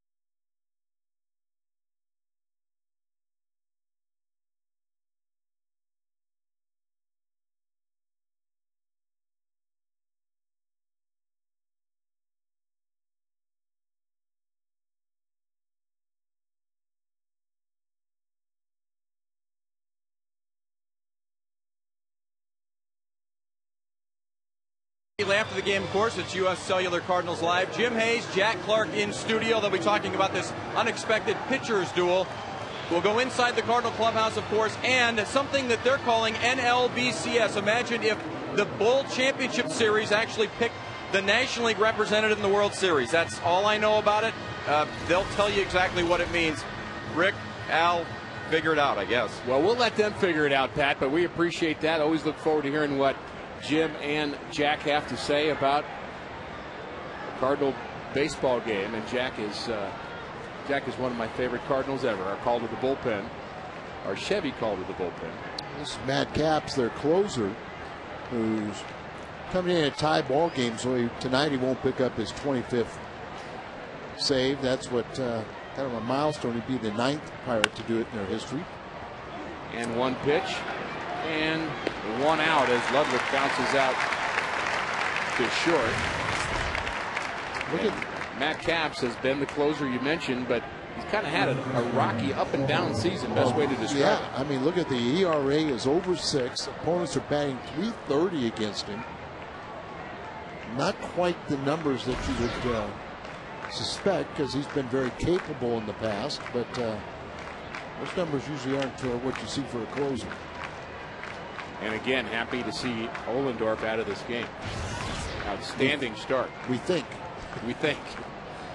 Well, at least it's something new. Troy Gloss is 0 for 3. A couple of flyouts and a strikeout, and there's strike one from Capps. Good to see Troy Gloss back in the Cardinal uniform.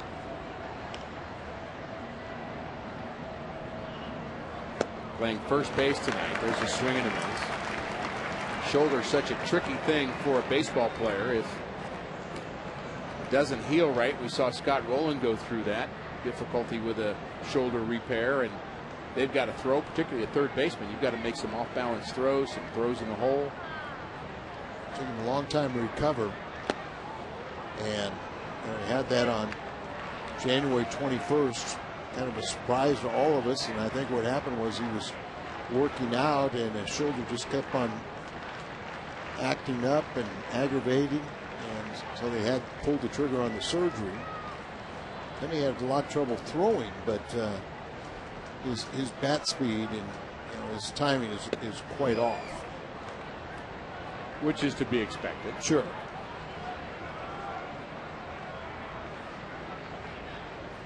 What a year he had last year, particularly defensively. Yeah, I think he was much better than we all expected defensively, and then he had a very good offensive year, and he stayed healthy. Pretty good hack there. He fouls that one straight back. 2-2 the count to Gloss. Ball got in on him and just fought it off. A defensive swing. Gloss is a former most valuable player with a World Series champion. So you think about this Cardinal team going into September and then hopefully into games in October, hopefully into games in November. Yeah, and you want some experience. And these are very important games for him because he's got to convince them to put him on the roster. That's right. And those decisions are a ways off, but you still earn those positions, though, with what you do the last month. And he's eligible. This came up in September, but he was on the disabled list all year. And Gloss is a strikeout victim for the second time tonight, and that Capps is first. And Rick Ankiel, who has struck out all 3 times, will face somebody new. Now this is the 12th strikeout victim for the Cardinals tonight. Ankiel, as you said, struck out 3 straight times against Ohlendorf, who had a career high 11 strikeouts.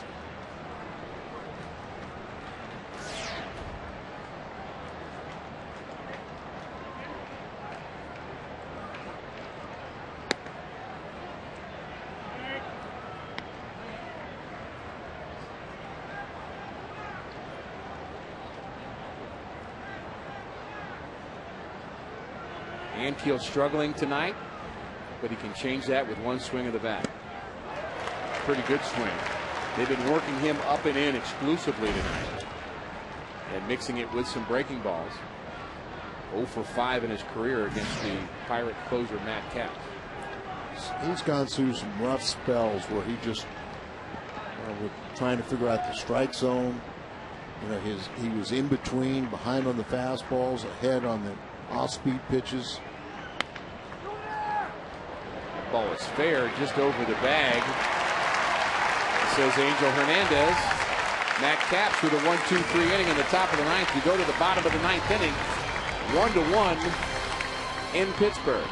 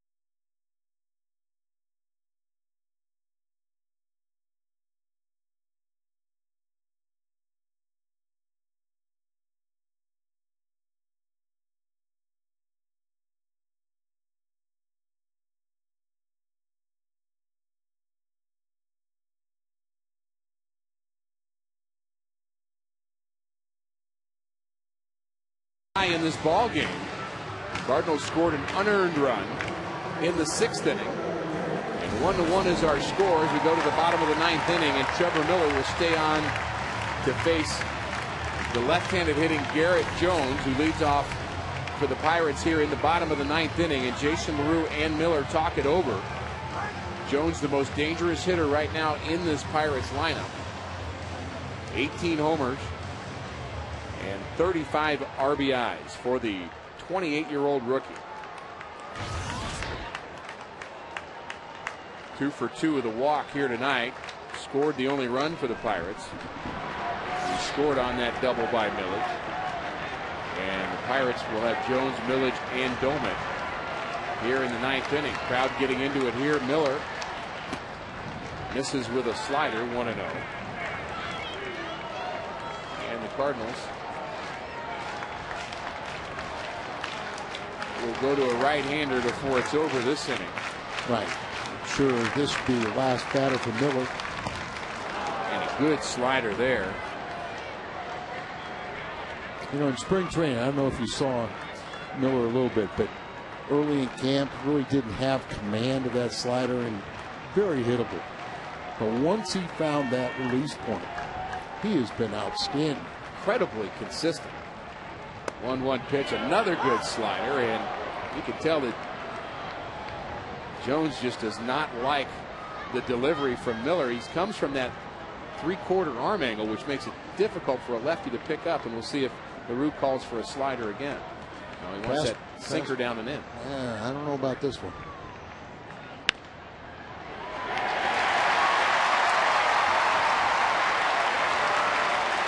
Well, Al didn't like the pitch selection, and Jones takes that pitch the other way. Big hole on the left side, and good piece of hitting, as they say. And that brings out Tony La Russa. He'll go to the Cardinal bullpen, and Trevor Miller's night will be through, and the Pirates threatening here in the 9th inning. Like Hawksworth coming in.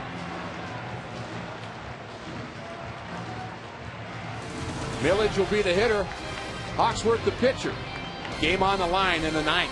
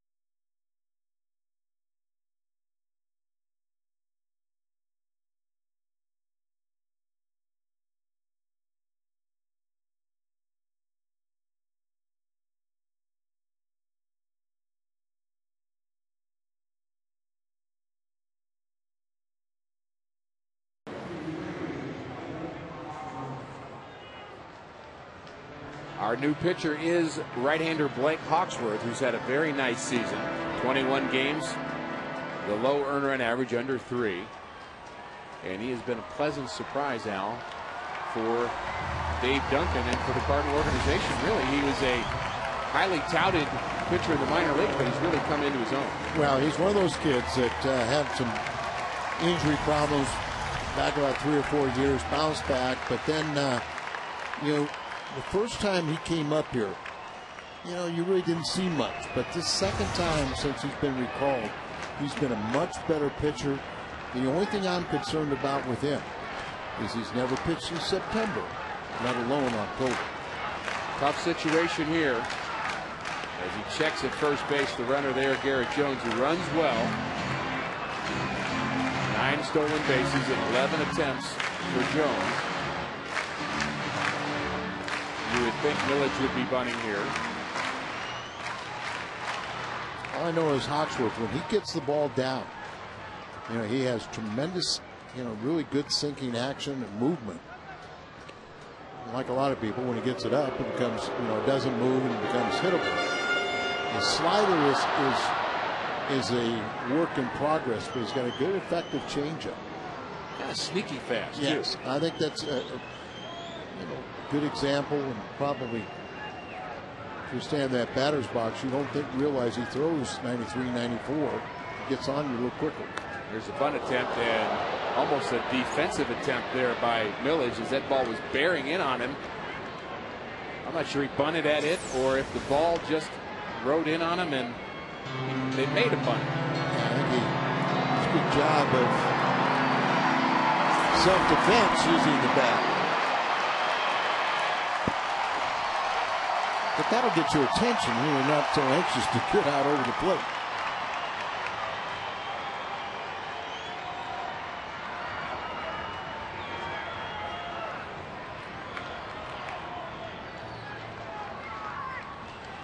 Will he be bunting again? He is, and this one is a very good bunt. Hawksworth's going to have to hurry, and he gets Millage. Millage claps for himself after he gets by first base. Job well done. And now Ryan Domit with a chance for the game winner for John Russell in his second season with the Pirates. Well, once again, Domit has really struggled, you know, with runners in scoring position. And how often do you see the cleanup hitter bunting in the ninth inning? Well, how often do you see a team that's trying to avoid 17 straight losing seasons? And they're going to intentionally pass Domit, set up the double play. And while we have a second, we want to pass along some condolences from our partner and friend Dan McLaughlin, who wanted us to express condolences to his friend Vince Capitosa at the loss of his grandson Andrew Aiken. And we express our thoughts and prayers to that family from Danny Mack and the rest of the Fox Sports Midwest TV crew.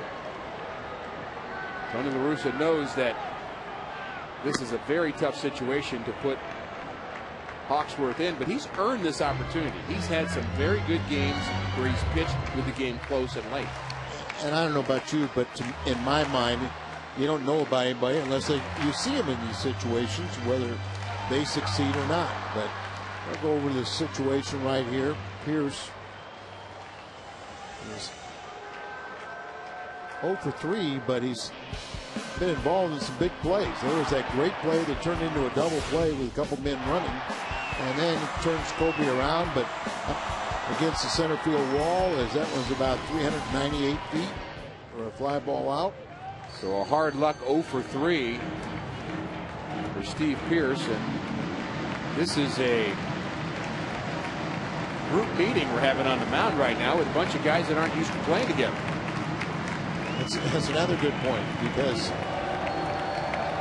you got your Scorbinis out there.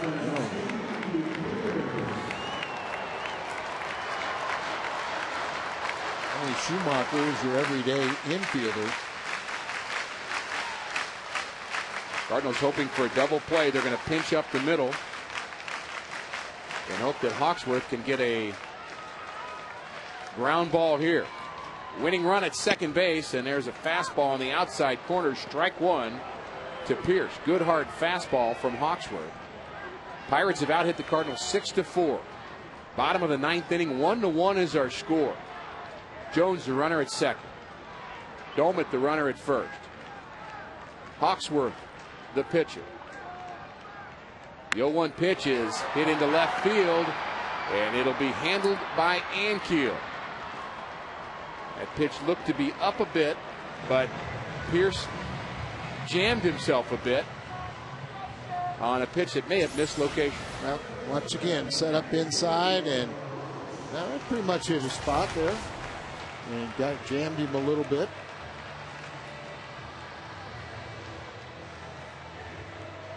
Nothing more fun for a pitcher than to jam a hitter. Oh, yeah. And LaRoche trying to atone for his error that allowed the Cardinals to score their only run. 2 outs now. Hawksworth 1 out away from getting out of the 9th inning here. Jack Clark loves to talk about, perhaps he'll talk about in the postgame. Cardinals Live after our game tonight. He loves to talk about a good hitter is not afraid to be jammed. You've got to just every once in a while allow yourself to be jammed. Otherwise, you are going to be a less than effective hitter.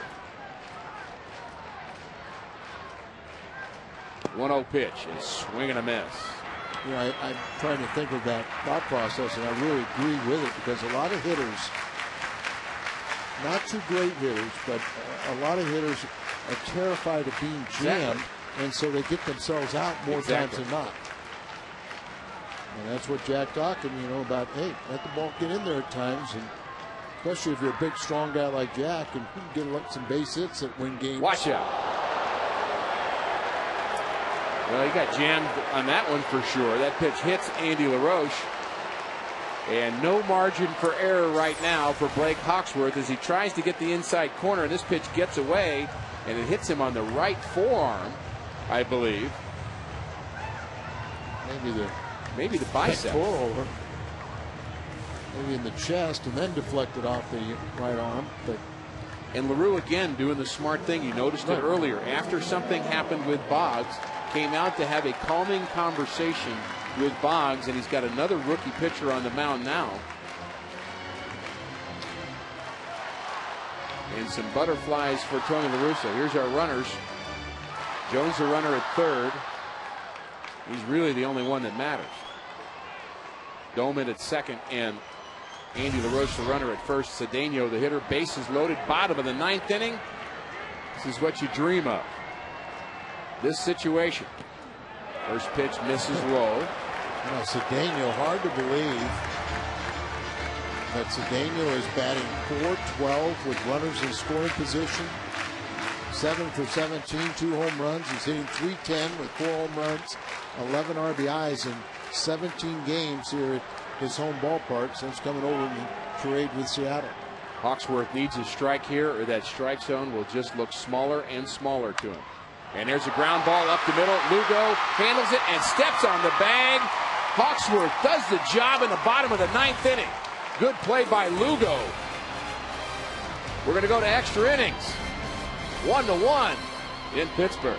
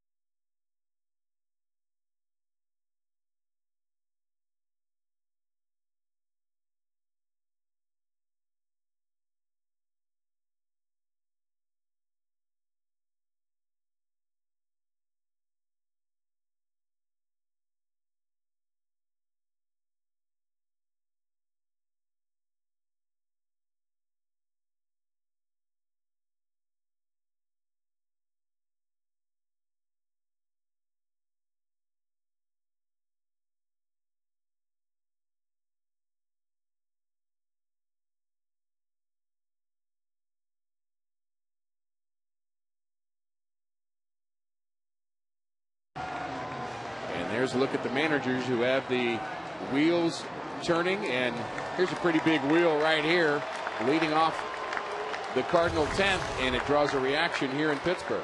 Well, last time these two faced each other, Albert was drilled by Caps.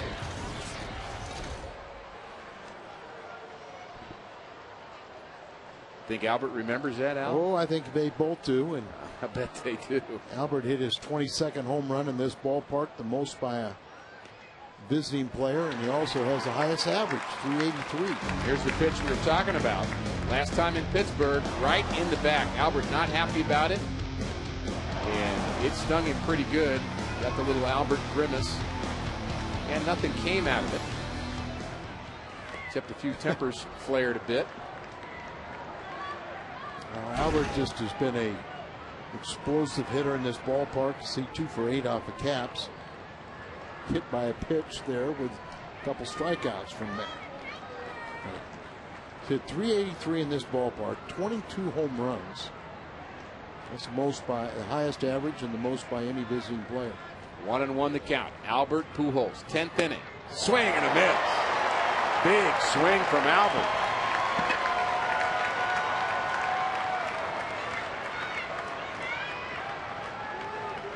Albert trying to give the Cardinals the lead with one swing of the bat. You know, it's very unusual for Albert to be a pinch hitter. You know he's ready. 1-2. Caps the pitch. Fouled off. That one looks like it nicked Domet a bit. Yeah, a little slider right there and fouled it off, and right off the right shoulder of Domet.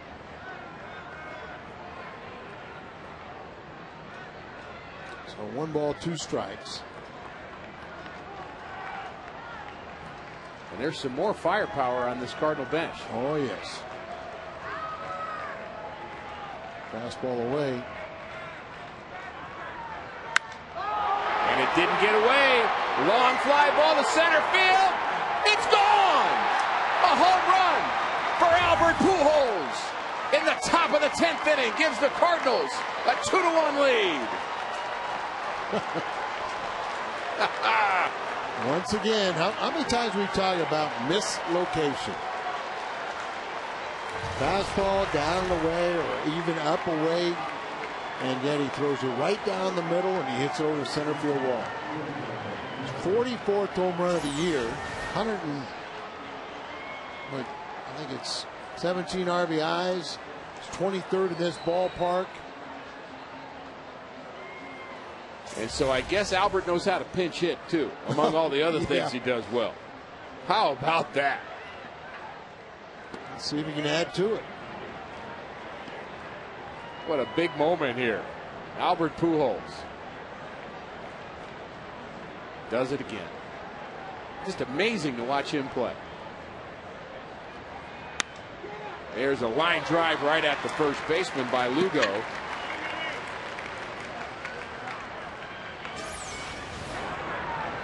There's another look.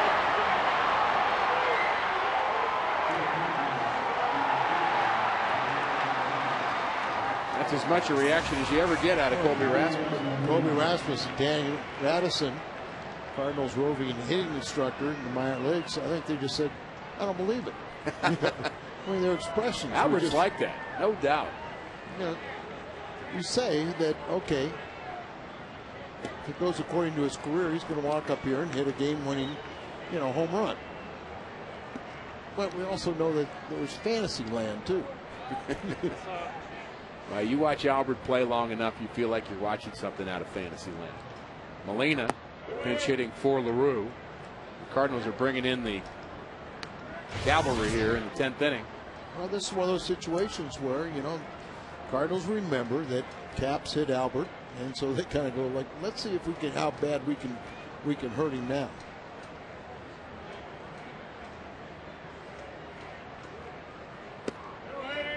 Two and 1 to Molina. Albert cheering on Yachty, wanting some more runs. We will see Ryan Franklin pitch the bottom of the 10th inning. Franklin has 36 saves and 38 opportunities. He's getting loose in a hurry for the Cardinals now that Albert has given the Cardinals a 2-1 lead. Pitch to Molina is a breaking ball, another hanger, but catches the inside corner, evening the count at 2-2. And look who's on deck. Mr. Rosa. Wasn't it? There's a ball hit out in front of the pitcher Caps. He's going to have to hurry to get Molina, and he does. Now Holiday will come to the plate. Pretty good pinch hitters this inning for the Cardinals. Pujols let it off. All smiles. Hawksworth and Wainwright on the Cardinal bench. You know, a closer's used to coming in and facing the team's best, but he's used to coming in facing in 3, 4, 5 in the order, not pinch hitting at the bottom of the order. Cardinals with Pujols, and then following Lugo, Molina, and Holiday batting here in the top of the 10th inning. And there's a base hit by Holiday. These guys don't get any old, don't get, it's just amazing. High average hitters. It's not that easy. No, it's not supposed to be. But Caps is showing true to form, that 330 batting average against. Skip Schumacher, one of the Cardinal regulars who has not had the night off. He's 1 for 4. He scored the first Cardinal run in the 6th inning.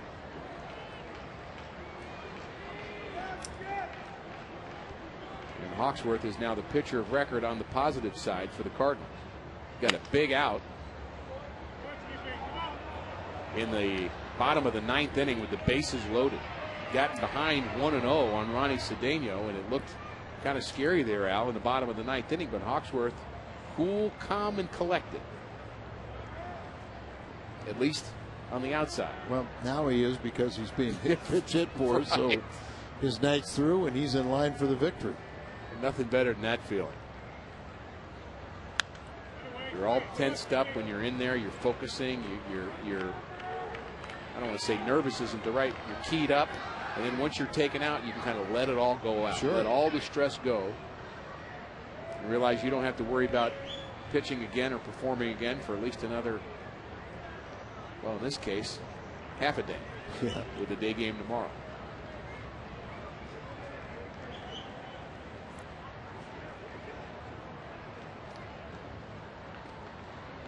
Not that Ryan Franklin needs it, but you would like to get a little more cushion for him, as Franklin has picked up saves in 12 straight appearances. 9-1-2 for the Pirates expected in the bottom of the 10th. Pinch hitter, then the top of the order, McCutchen and Young.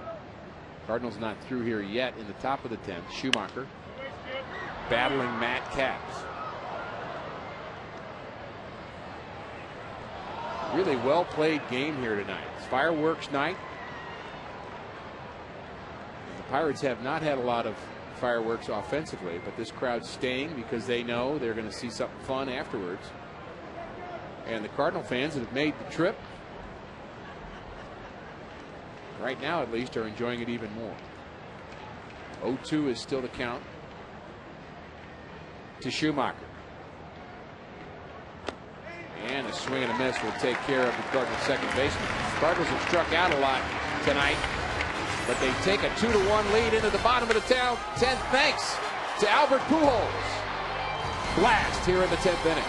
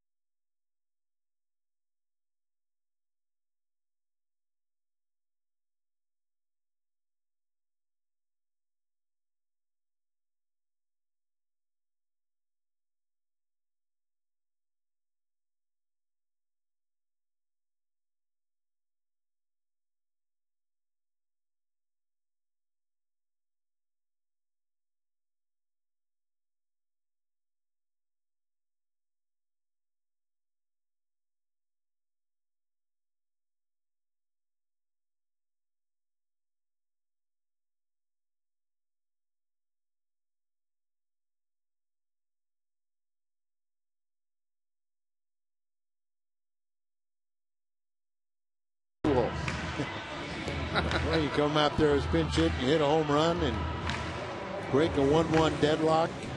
I think you can get named player of the game. But Cardinals had a lot of stars, and don't forget Mitchell Boggs as being one of the biggest. Boggs was very good. Tomorrow's starter Joel Pinheiro taking it all in.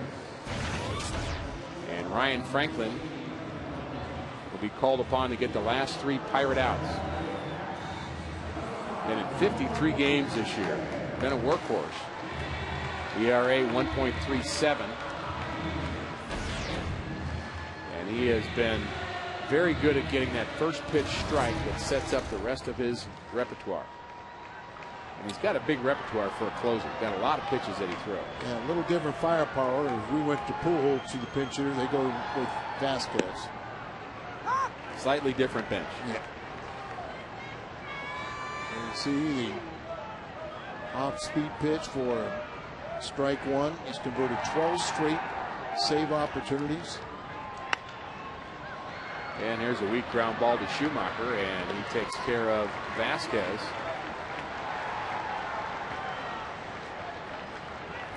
Cardinals in a close game here tonight. They've had some other one-run games since the All-Star break.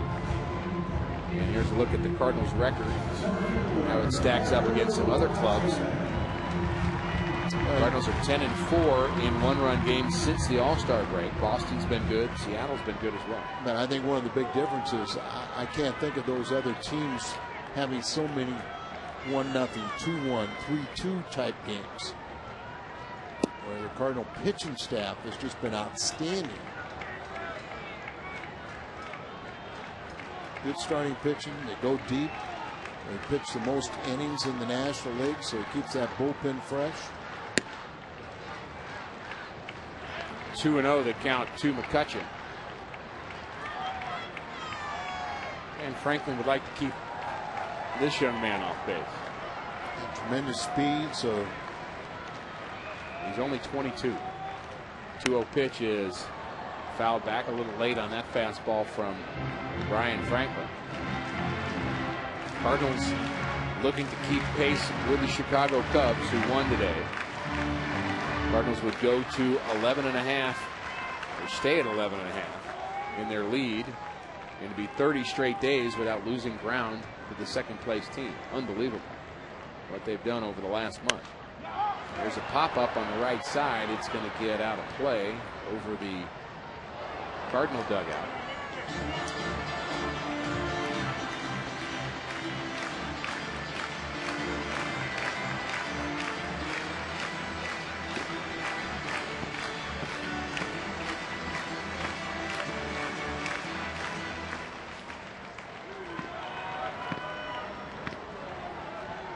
Splitter. 2-2 pitch. Doesn't offer. That splitter designed to be down in the zone to get the batter to chase at it. Now 3-2 is the count. And Franklin needs a strike here. Another splitter again. 3-2.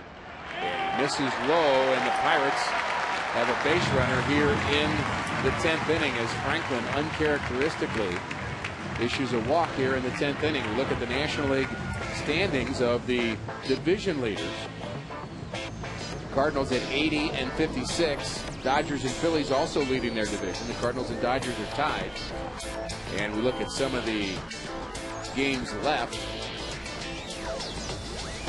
of teams over 500. The Cardinals in a battle there with having the best record in the National League. I'm not even sure, Al, we can talk about this somewhere down the road, perhaps in the post-game show, about whether that's a battle worth winning. There's a strike. I think you don't want to play the Phillies. As long as the wild card comes out of the West, you won't play the Phillies. And that's the team I think you don't want to play. Well, everybody you play is going to be a quality team. But the wild card can be tough. Yeah, the wild card can be tough, and a lot of people are afraid that, you know, if you get San Francisco, you get Lipscomb and Kane. Right. But on the other side of it, they have probably the weakest offense of all the contending teams. So they're a little better with Freddie Sanchez in their lineup, and they do have Sandoval. But you're right, of all the other teams. But Cardinals play the Dodgers well. you get into a situation where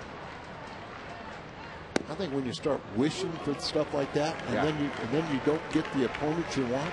Well, the players. Yeah. You're talking about the fans, right? Because the players aren't going to take that attitude. No, the players are thinking about the fact that it's a 1-1 count with 1 out in the bottom of the 10th inning, and we got to find a way to get out Delwyn Young. Right, and you're just going out there saying, doesn't matter who we play, we have to win. But from a fan's point of view, I think I'd rather play the Dodgers than the Giants. The push came to shove. Or Colorado maybe, but the Giants do scare me, and I'm just glad that, again, if the wild card comes out of the West, the bottom line is the Cardinals will not play the Phillies. I think the Phillies are the toughest matchup with their left-handed starters. Yes. And we're going to get a little test to see if Tony says he's not concerned about the left-handers, and Mahomes will help answer that tomorrow. And another ball in the dirt from Franklin. 2-1 the count now to Delwyn Young. The very dangerous Garrett Jones will hit next, and Franklin has some work to do here in the bottom of the 10th inning. He's trying to save this game for Blake Hawksworth, who got a big out in the bottom of the 9th inning, looking at the Cardinals defense, hoping for a ground ball to Brendan Ryan, who's taken over at shortstop. I think that's the plan. That's the hope. There goes the runner, and the pitch is a strike, and Molina can't hang on to it. And he bobbles that pitch. I think he might have even been crossed up on that as he goes out to talk to Ryan Franklin. He's looking away, and that pitch was inside. Because of the mislocation, he had to reach for it, and then that messed up his exchange. You know, Yachty's is obviously the best catcher in the National League, but sometimes you change catchers like this, and it changes the whole flow. As LaRue was obviously working well, and kind of had a chance to see how these guys were hitting. There's a ground ball to Schumacher. He has been busy. A lot of ground balls to Skip. And a big out there takes care of Delwyn Young, and Garrett Jones is the last Pirate hope here in the bottom of the 10th inning. And Jones has had quite a night. Walked in the first, base hit, scored in the fourth, base hit, an infield hit in the sixth, and a base hit in the ninth. So he is 3 for 3, been on base all 4 times with a walk.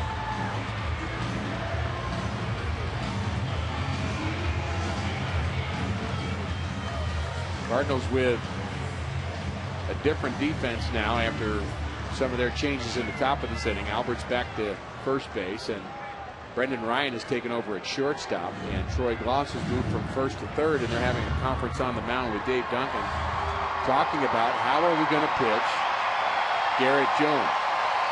And also, you got the left-handed batter Jones, who is having quite a night. He has more home runs than any National League rookie, 18.